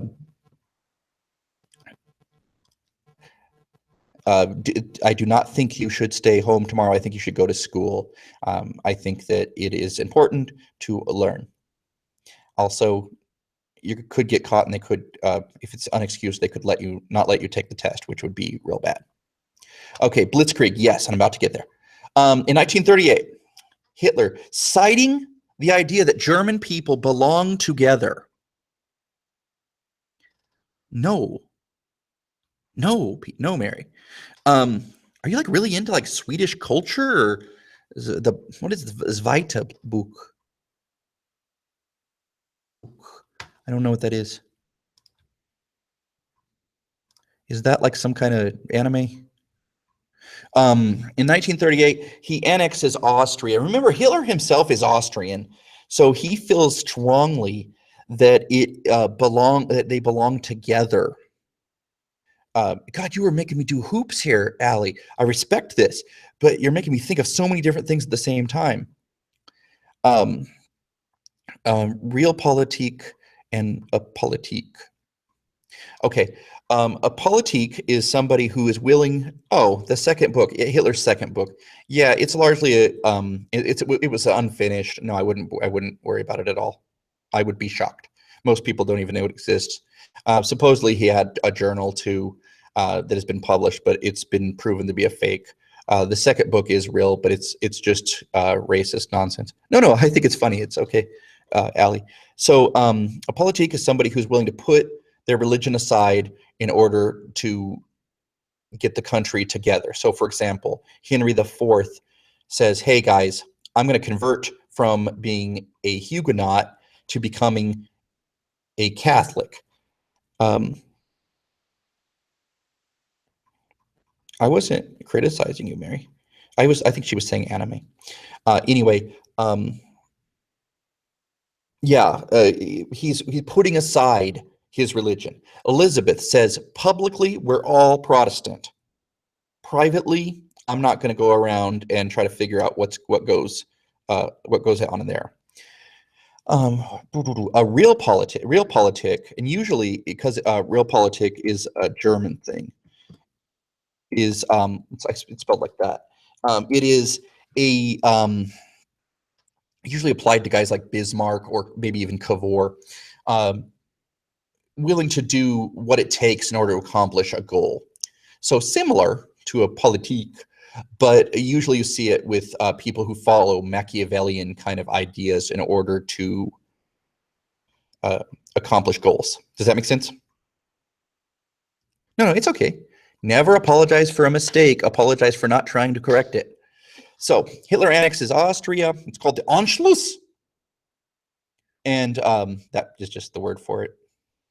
The Austrian people were super pumped about it. She looks like she's crying. She's crying tears of joy. This is actually from a film that was taken, and she is hecka into Hitler. She's crying because he loves it. Decolonization and imperialism would be a wonderful short answer.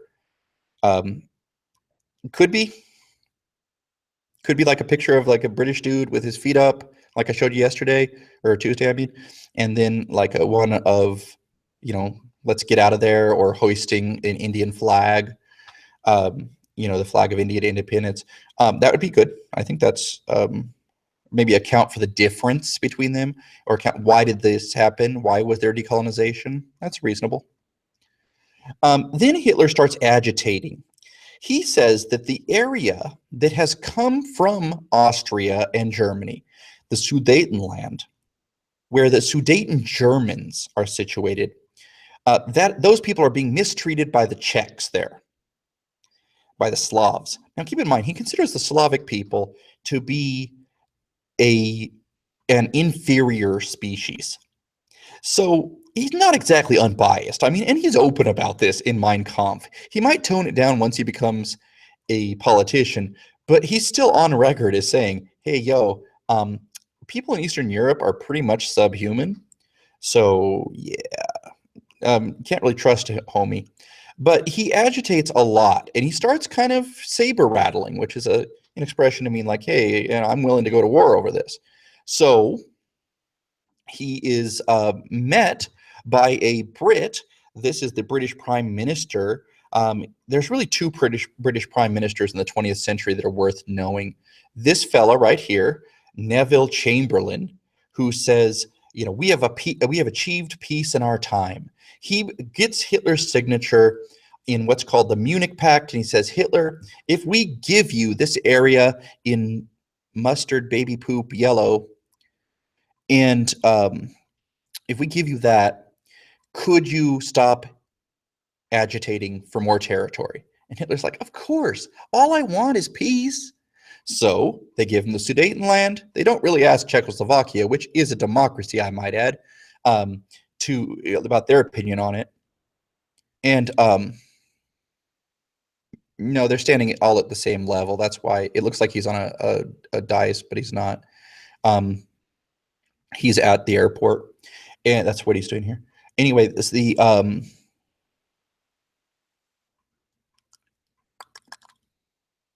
sorry, I'm reading a couple of questions here.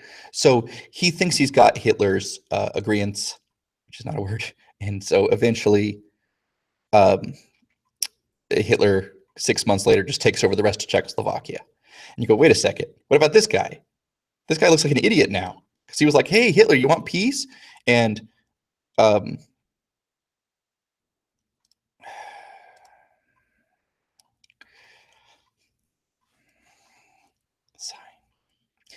so yeah, there's that. Okay, so other questions here real quick.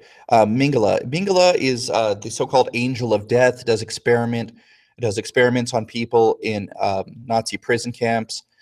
He is a bad man. I can't imagine asking any specific questions about him just because it's so ugly. Triumph of the Will. Now, Leni Riefenstahl, the female filmmaker who does that, man, I find this to be a fascinating topic. And yes, absolutely could be incorporated into an essay. If they asked about women and their impact on politics or something, bringing in a propagandist like Leni Riefenstahl, wow, that would be fantastic. Would they ask you a direct question, like about Triumph of the Will? And I agree, Churchill always very quotable, so he's always a possibility. And Eastern Europe, non-Aryan, yeah, Aryan generally refers to like white, blonde-haired, blue-eyed guys. Think Nordic, think Vikings. It's a good Pepsi joke, actually. I'm not angry about that. Did they have anime back then? No, that's why there were more problems.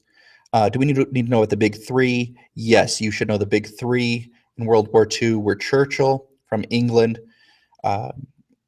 Roosevelt from America, and Stalin from Russia, making an alliance to defeat Germany because Churchill hated Stalin, didn't trust him, but was willing to actually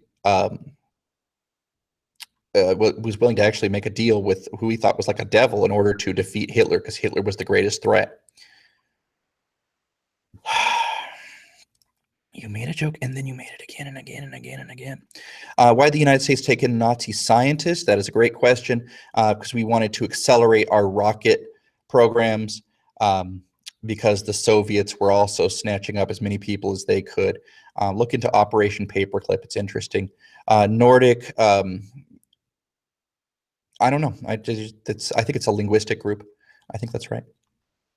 Okay, so Clemenceau, Lloyd George, and Wilson. Those are homies from the Treaty of Versailles. Okay, so you got Clemenceau, he's French. Lloyd George, who was British and Woodrow Wilson American. This proved my point. Remember how earlier I said Mussolini was angry because people didn't recognize them as being a serious factor in the Treaty of Versailles? Allie, who is very intelligent, forgot all about the fourth member, Vittorio Orlando, who was part of the Big Four. Poor Italy, left out. Sad. So this is what Germany looks like in August 1939. If Hitler had stopped here and had not gone through with all of his awful racial policies, which had already begun, which would have been shameful even at this point, but probably, it would be the same, discussed the same way that we discuss like the pogroms in Russia or things like that.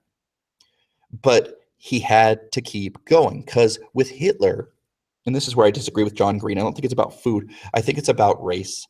And I think that with Hitler, he had to eradicate the Polish. He had to take out Slovakia and Hungary because all of it was, they were all inferior, and he had to wipe out all the inferior races to make room for the master race in his eyes, and that's the Aryans. It would have happened sooner than later, because if you read Mein Kampf, it's all about the expansion east in order to accommodate a larger German Reich or kingdom. So how many trials? The big ones, the Nuremberg trials. There was also Tokyo War trials because the Japanese did a lot of bad things as well, but not going to show up on the test. Axis powers.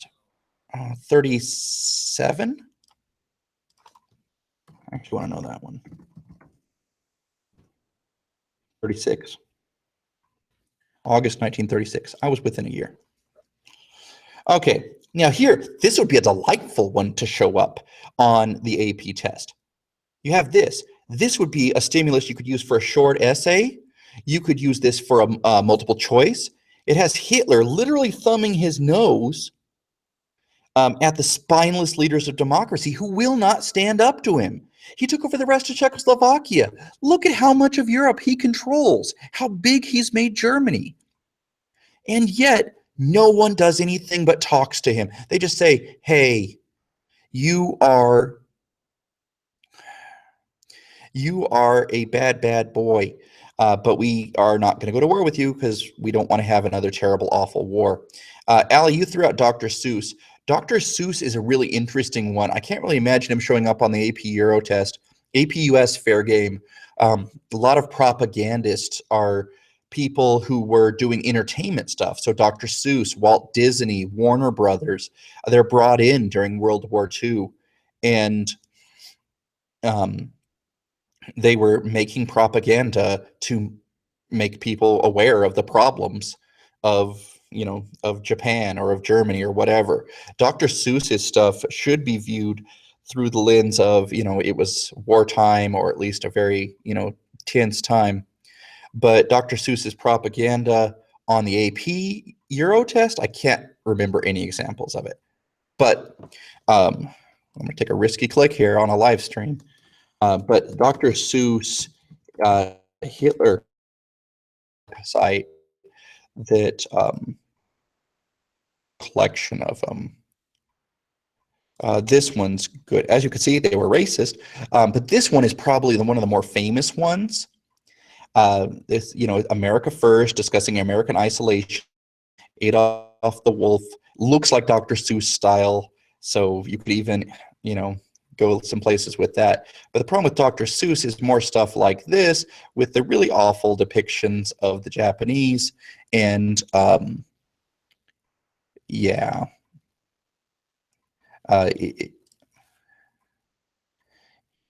Yeah, he's basically saying like, hey, United States Nazis, you're bad. So, he wasn't all bad. He was like, hey, Nazis are bad. There's Nazis here in America as well.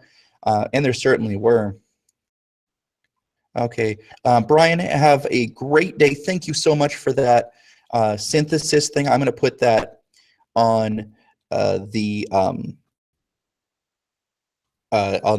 my website, on the review section, that document you created. Yeah, but yeah.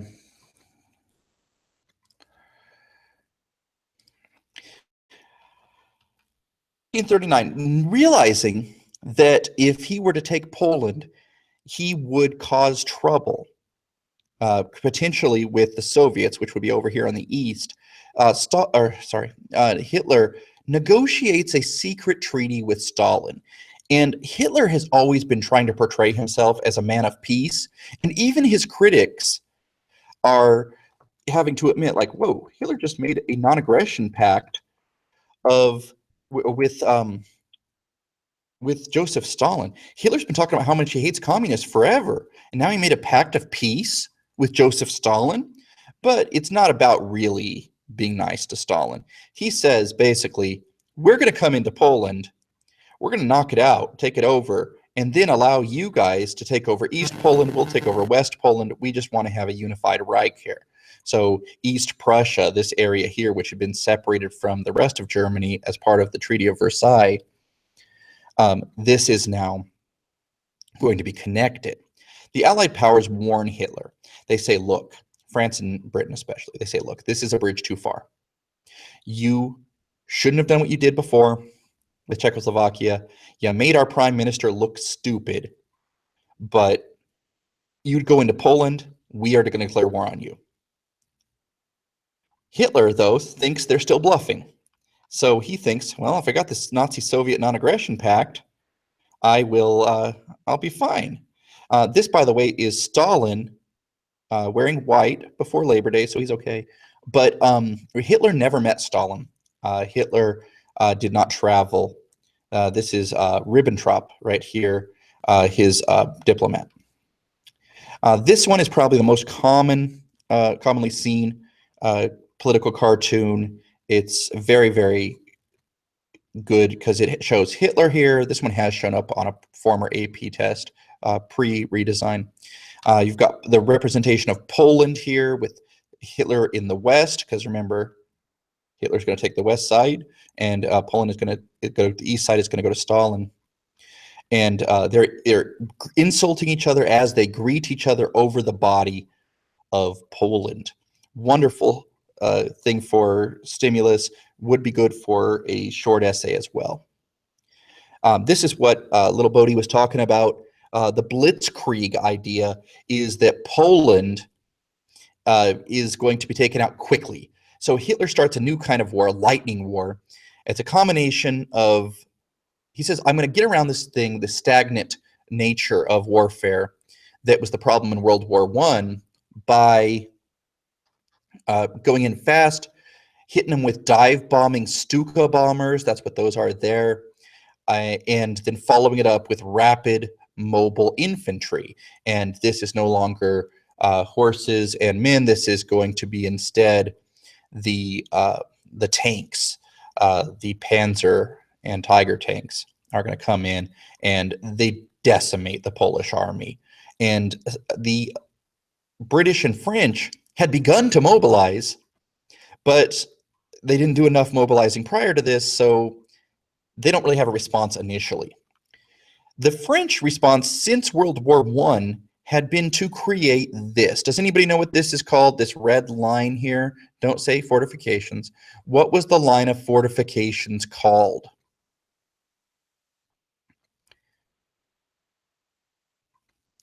Anybody? The line of fortifications went all the way up to the coast. The Polish were a brand new state. They didn't have the economy Germany had. They, not the Iron Curtain. It's a line. There's your hint. It's a line. The Polish were outgunned, and they had kind of relied on the Western democracies like France and Britain to help them out, and they estimated wrong. This is the, nobody? Maginot Line. And the Maginot Line was the French idea. What they were going to do is build a permanent line of trenches all across their border, so that next time there's a world war, if there's a world war, which again we hope there'll never be again, we'll be ready. So Hitler looks at this and he's like, we can't go like blitzkrieg in there. You know, we'll get stopped because these are heavy fortifications. Or we could go through Belgium again, through southern Belgium, And how could we do that, though? Because they still have fortifications here. And there is a forest called the Ardennes Forest. And one of his generals comes up with a plan, go through the forest. Our tanks can really hit that fast and knock down the trees. And everybody thought this man, von Manstein, was nuts. Hitler believed in him. He believed, like, all right, let's try it. Because Hitler liked high risk, high reward kind of strategies, and it worked. And they were able to get in quickly. Again, blitzkrieg tactics, this time going through the forest. French had invested most of their effort in making these fortifications, and they were able to go around most of the worst of the fortifications. It's kind of genius and also embarrassing for France for not trying harder.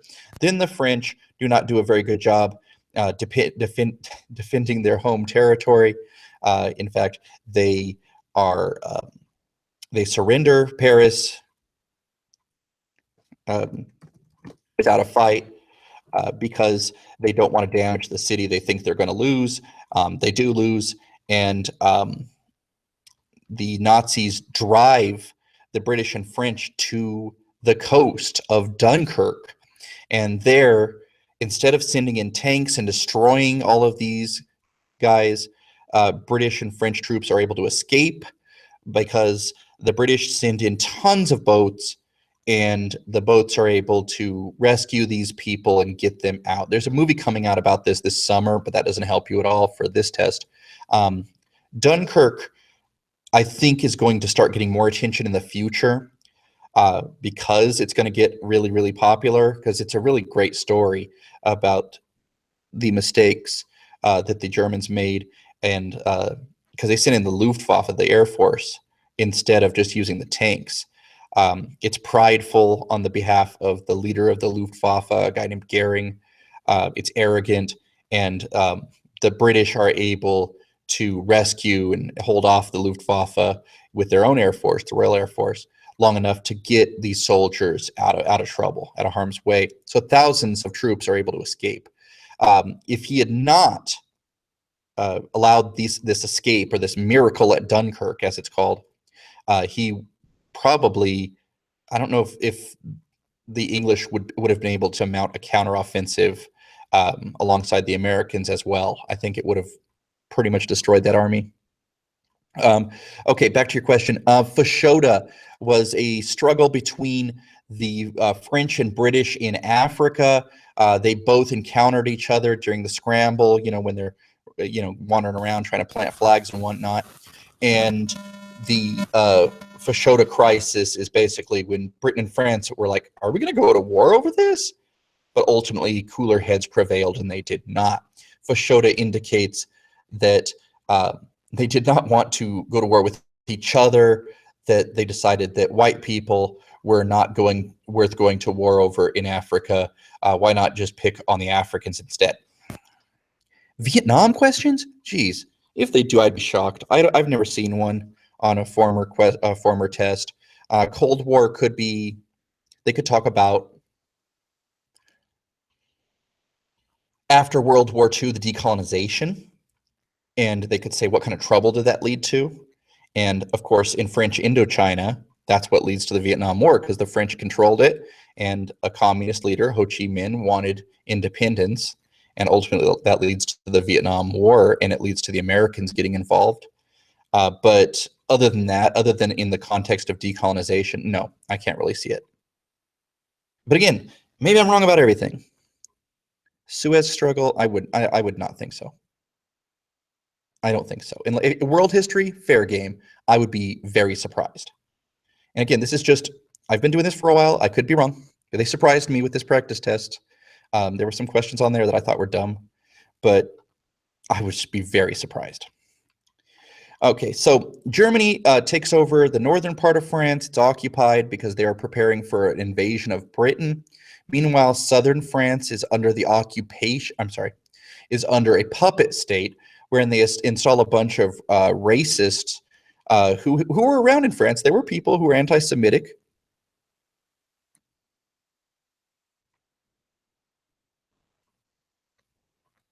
Huh, that's nice.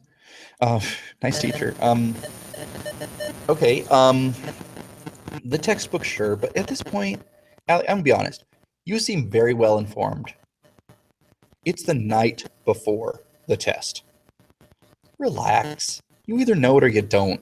And I'm gonna be very real with you, okay? And I'm not. This is not meant to discourage anybody because I know like Laya was feeling insecure earlier. But if you are a good student and you learn from the class and the test is not your cup of tea, does that mean that it wasn't a good experience? No.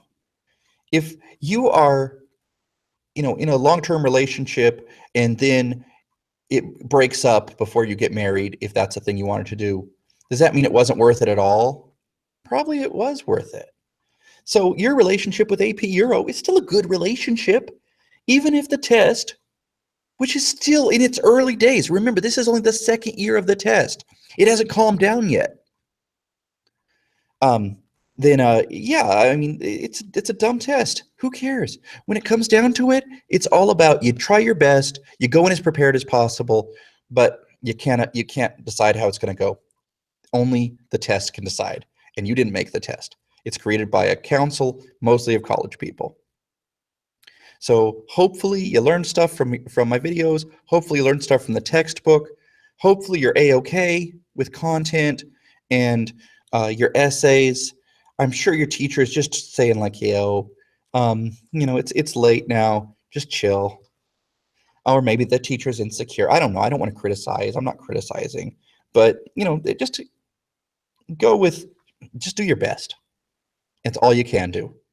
It's like in war. You go to war, you can be a well-trained soldier, you could be the best trained soldier, and a random bullet can hit you. So don't freak out too much. Appeasement was not a thing, Bodhi, in answer to your question, that the Germans did. It was a thing the French and British said. Remember when we were talking about how the French and Germans didn't do anything while Hitler kept pushing his limits over in Czechoslovakia and in with Austria and rearming and all that? That's appeasement. Giving in order to avoid a conflict. That's appeasement. Okay, so Vichy France, run by racists, they help round up Jews in the South. Switzerland stays neutral, which is clever of them, and also an opportunity for the Germans to store money there during the war. And this guy you definitely should know, because now, after France falls, only Britain remains. And the Germans did not want this war. They did not want war with the British. Hitler considered the French to be a problem because Germany and France had had issues for a long time. But Germany and England, he saw them as racial cousins. And remember, with Hitler, it's all about the race. So it's all about the race. He's racist. And Winston Churchill, who was not part Bulldog, I'm not implying that. This is just a poster. I thought that I was trying to pick things that could show up on the test. He stands the line and he holds up against the Battle of Britain. And Hitler was attempting to wipe out the British Air Force so that he could send in troops. He knew that if he tried to send in his invasion force, that that the British Air Force was strong enough to wipe out that his guys while they're still on boats. So he's like, fine, I'll send in the Luftwaffe. And that's his Air Force, of course, air weapon, Luftwaffe. Let me spell that. And it's literally air weapon. Hi, Laya. And he outnumbers the British. But the British have two things on their side here. Number one, they're fighting for their survival. You always fight harder when the alternative to winning is being wiped out. And the British knew, like, whoa, this would this would really be bad for us if we lost. And Hitler is a bad man, and he's doing bad things. And our culture, the British culture, needs to persevere and fight against this Nazi bad word. So that's one reason. Second, they had radar. And people didn't know they had radar, at least the Germans didn't. And the radar gave them an idea of when the attacks were coming in. So the British were always ready for them. They knew the attacks were coming. And even though the RAF, the Royal Air Force, were outnumbered, they still managed to hold off the British. But the thing is, Hitler could have won this battle if he had kept attacking. But this is not what he wanted to do. He never wanted to have peace, or sorry, have a war with Britain. He wanted to have peace with them. He actually even, through some channels, he threw out like hey guys, we could stop all this. But the British were very stubborn because Winston Churchill, the prime minister after Chamberlain, he was very intent on, opposing Hitler and defeating the Nazis. So Hitler just kind of turns around and decides, I'm going to go off to Russia. And so he doesn't stop the Battle of Britain. He focused instead for a while on bombing their towns, which actually even gave them a break from the attack. And then he decides, yeah, I'm just going to stop doing that, and then suddenly attack the USSR. And he did take the Soviets off guard. But remember, how do you win a war? You knock out the enemy capital. That's almost always the way you do it. But with Hitler, it's all about the race. So Hitler is, he divides up his army into three prongs pretty much, and he sends them to different places. And he does this because he wants to take as much Lebensraum, as much territory as he possibly can. And he's not focusing on the prize, which is destroying the Russian ability to make war, the Soviet ability to make war. So by having kind of a disruptive idea of how to run it, and he disagreed with his generals, and the generals were like, dude, like focus on Moscow. And he was like, nah, I got this. And they're like, well, okay, at least take out like Russian oil fields. And he says like, well, I'm not going to do that. We'll do, that'll be part of what we're doing. But because his, oops, I got my mail open. Because he is so undisciplined personally, so he's just focusing on the acquisition of land. He is not successful. It takes longer than he expected. And because of this, the Russian winter begins, and I think we know the rest of the story because we remember it with Napoleon. They're not prepared for the winter.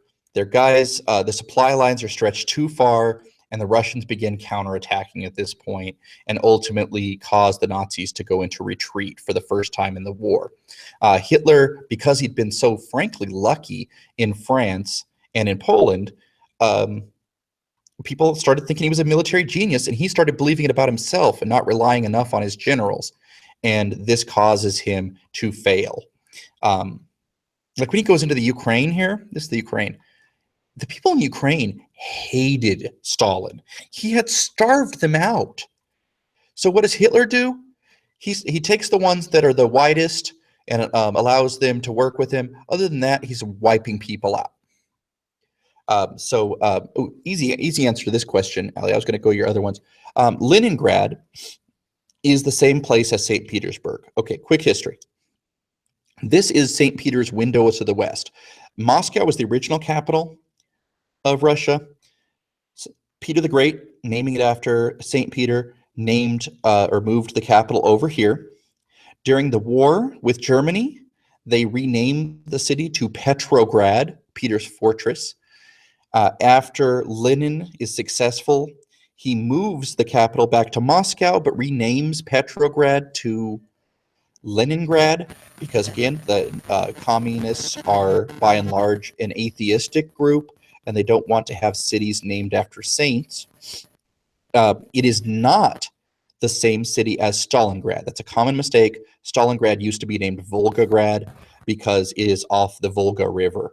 Anyway, if you go there today, it's not Leningrad anymore. It's not Petrograd anymore. They've renamed it to St. Petersburg. It stayed Leningrad until the fall of the Soviet Union, and somewhere in the early 90s, they actually held a referendum in the city to see what should we be naming it. So after 91 sometime. Space race. What do we need to know? They could ask you a question about the space race. I personally think that's more of a U.S. history thing. They could ask you, though, for something about, like, give 3 examples of ways that the Cold War manifested itself in non-political or non-military things. And you could be like, oh, well, there was a race to see who could be the first person on the moon. The Russians were successful initially by getting people into space. That's Yuri Gagarin, and the first woman in space, Valentina Tereshkova. And of course, prior to that, in 1957, the first satellite. But the Americans are the first to get people actually on the moon, and therefore we claim victory there. Moving up to your first question, student revolts of the 60s. The only one that they ask about really is the 1968 French student revolt. And you can usually suss out what it's about from context. Like, there was a question on one of the practice exams that had a question about it, but it's basically about equality and equity in colleges. I wouldn't stress out about it too much. Again, maybe I'm wrong about all this. I'm going off of 1 year of actual exam and a couple of practice exams, as opposed to when they used to do on the test. But I can tell you, on the old test, one time they had a picture from the student riots, and it was this picture right here.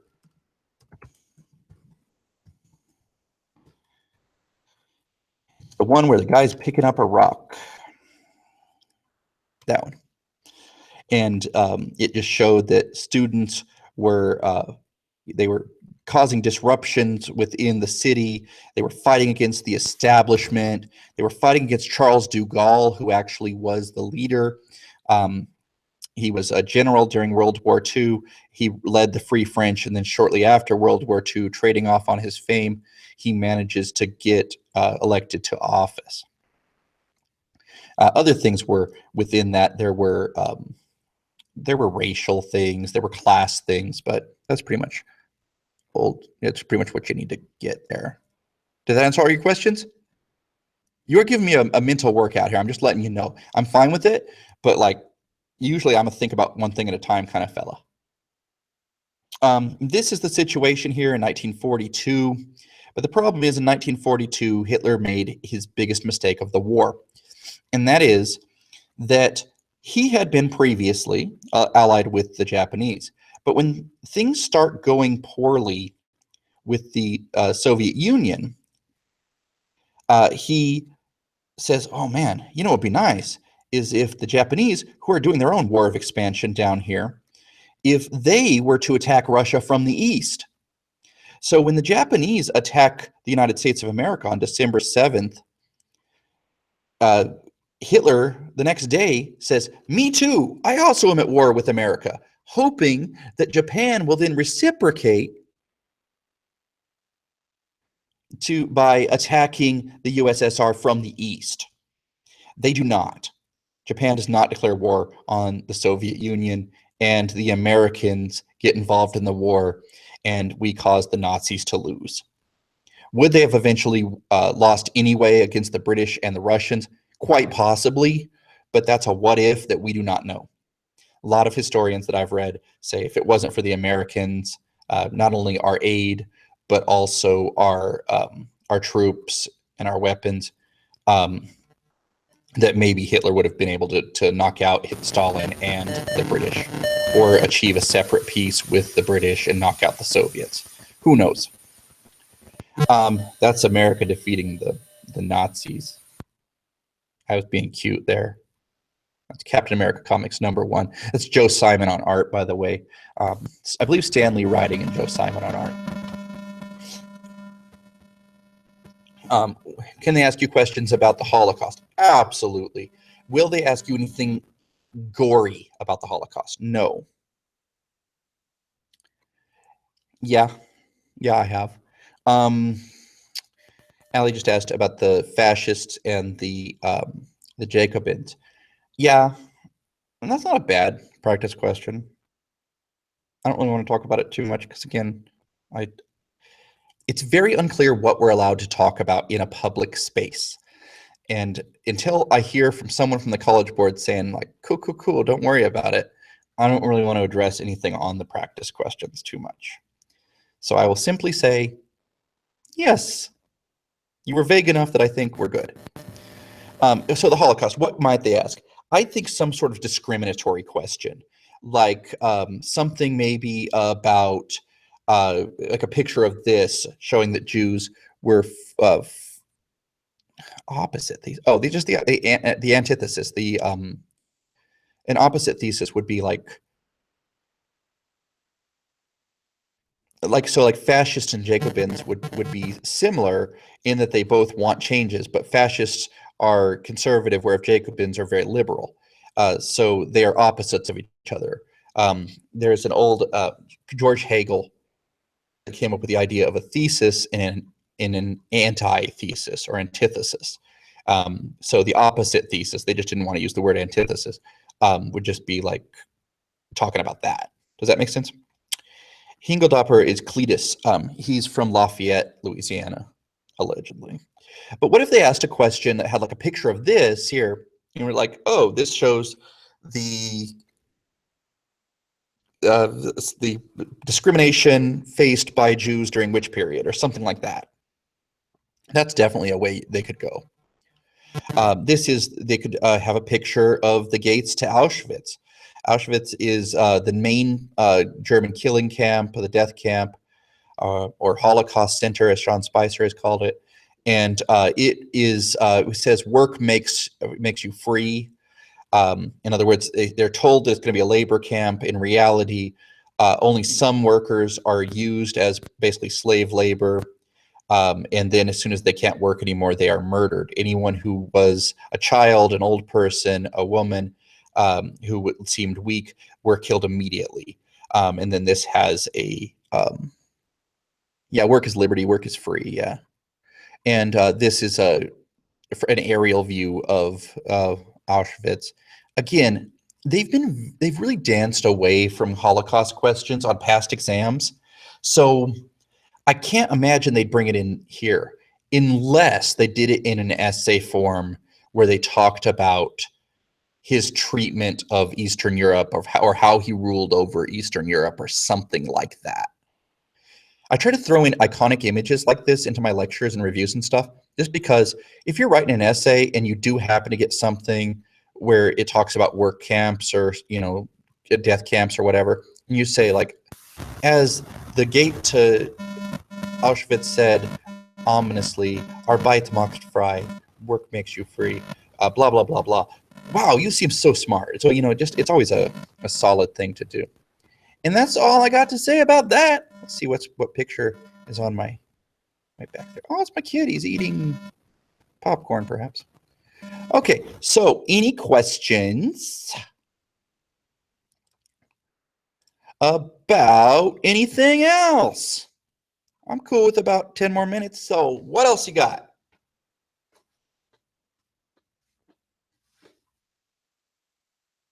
He said, waitingly. My hair's not sticking up as much today. That's good.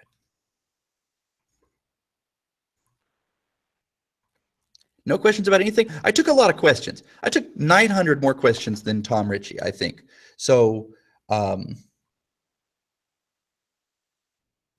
checked on Twitter. He didn't respond to my tweeter. Machiavelli, review of his ideas. Machiavelli is a guy that says it's better to be feared than loved. And the purpose of the prince is to do what is effective, not what is right or wrong. I did a whole little mini lecture on that. If you could search for a separate lecture on that, but I went into a detailed review of Machiavelli's stuff. So if you got any questions about the Big Mac, ask there. But Machiavelli, could he show up? Yeah. They could even use him as a way of getting to Renaissance literature, secular literature, I suppose. You could do that. NATO, the North Atlantic Treaty Organization, is it's there to protect the Western states during the Cold War from the Eastern states of the Soviet Union and Eastern Europe, which is kind of under their control. So when we say Western and Eastern Bloc, we just means like Western and Eastern alliances. So the Western Bloc is NATO, and the Eastern Bloc is the communists, aka the Warsaw Pact, because all of them are also in their own gang and they've got their own things. So you should know that basically their alliances, synthesis opportunity, like the alliances in World War I. Keynesian economics.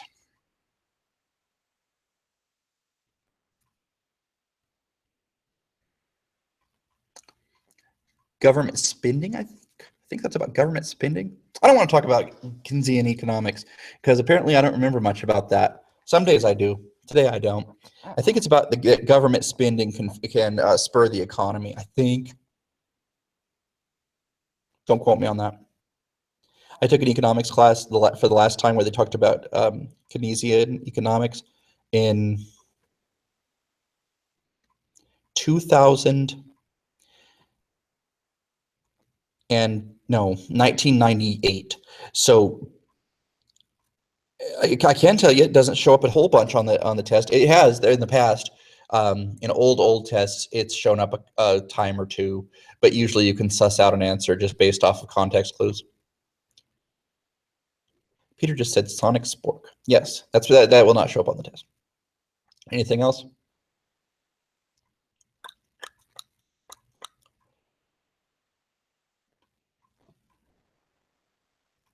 Well, you made me feel old a couple of days before my birthday, so thank you, Allie. My birthday is in 2 days, and now I feel very, very old because in 1998, I was 26.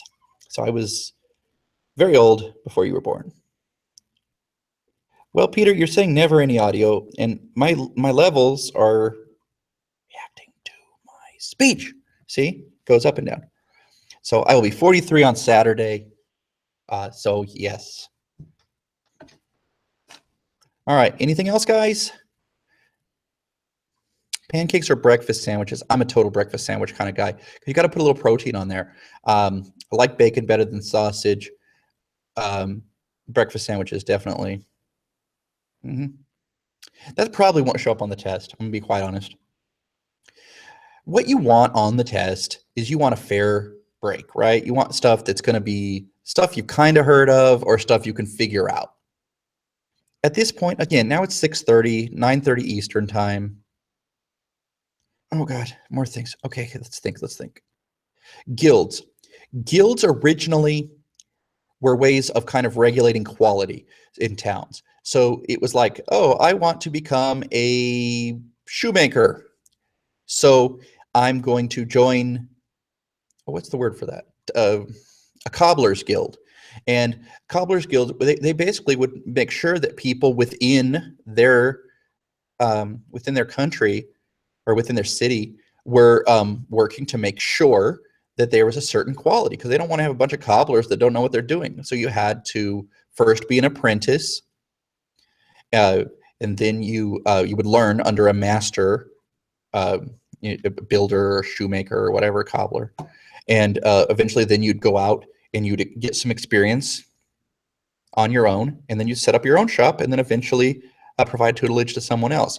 The guild system kind of goes out of style as time goes on because they're very restrictive.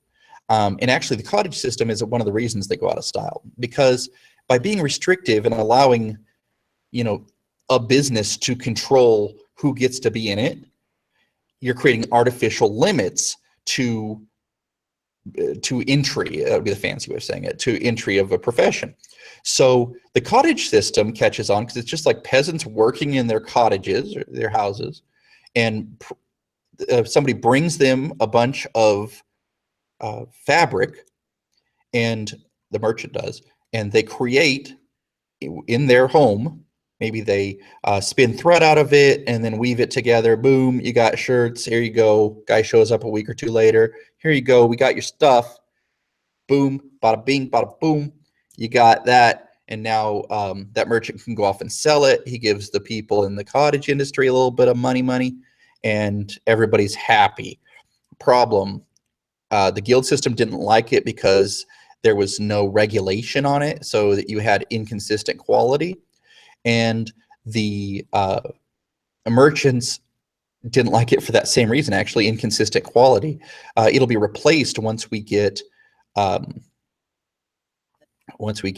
industrial era.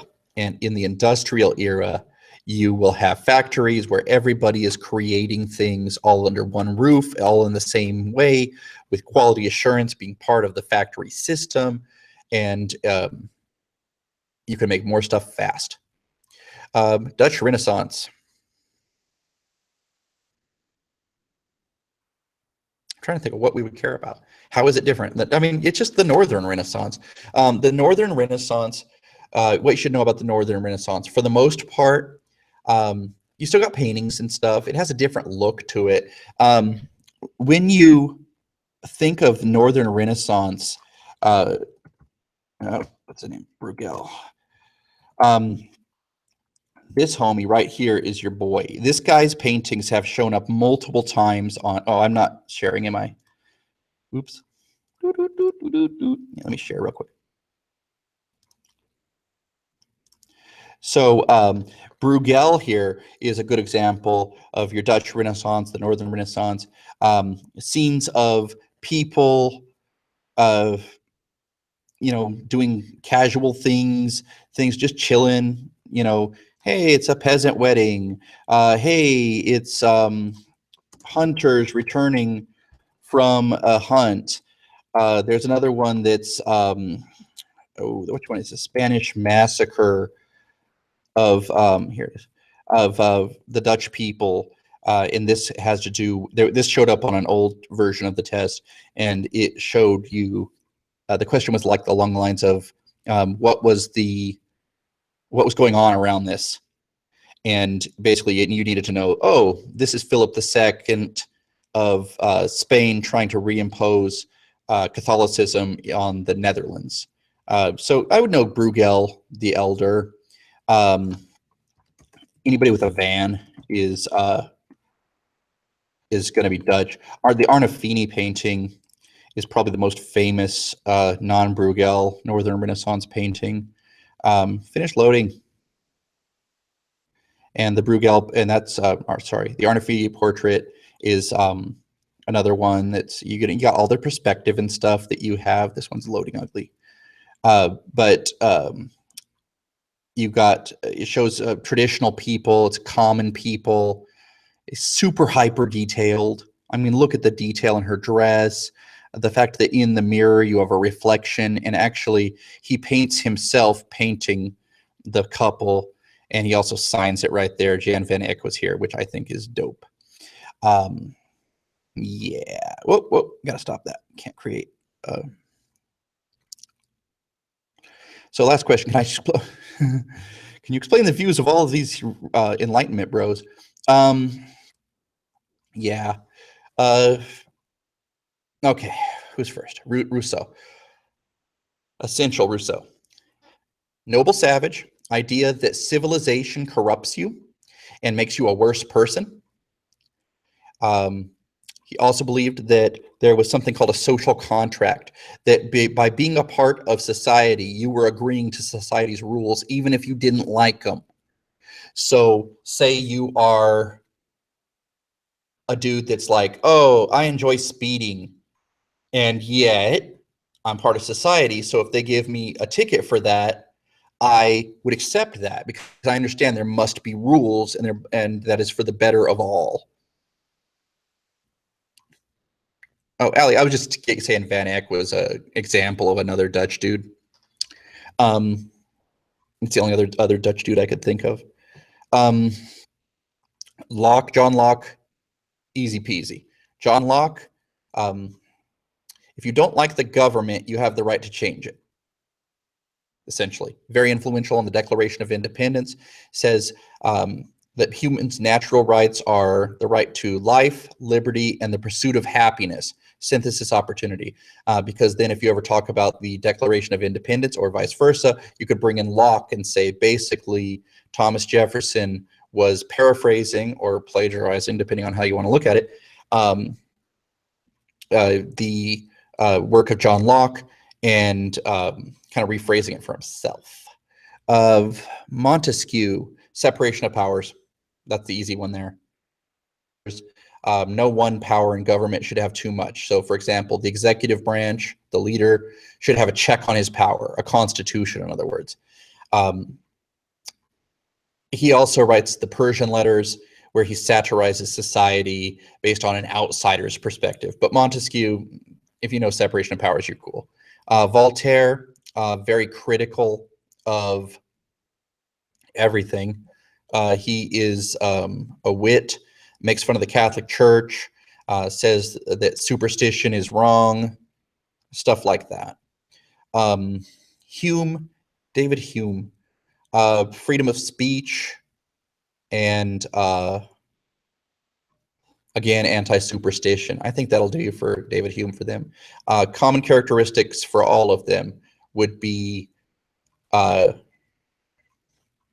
they all were, for the most part, deists, except for not guys you mentioned, but other people like the Baron de Holbach, who was an atheist. They all, for the most part, oppose superstition. They all, for the most part, are fairly culturally tolerant of others and are against abuse of power and theocracy and stuff like that. All right, that was a solid 3 hours. So, again, it's just a test. Do your best. You've prepared. Just do your best. Well, sorry you're dead, Laia. And see you, Space Cowboy Peter. That's a strange way to say goodbye. Oh, you're welcome. I hope they helped. I hope the test isn't like everything tomorrow that I said. No, I don't think so. I mean, who knows? It might be. And guess what? You can't tell me. So how about this? Just send me an email that says you were wrong about everything. And I'll know. I'll go back and watch this. And I'll be like, what did I say no about? And then I'll only start teaching that stuff I said don't worry about. Okay? So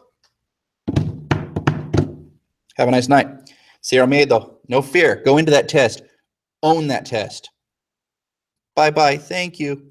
Thank you, Allie. You guys have a nice evening. Get some rest. Test tomorrow. Thanks, Laia. Bye-bye.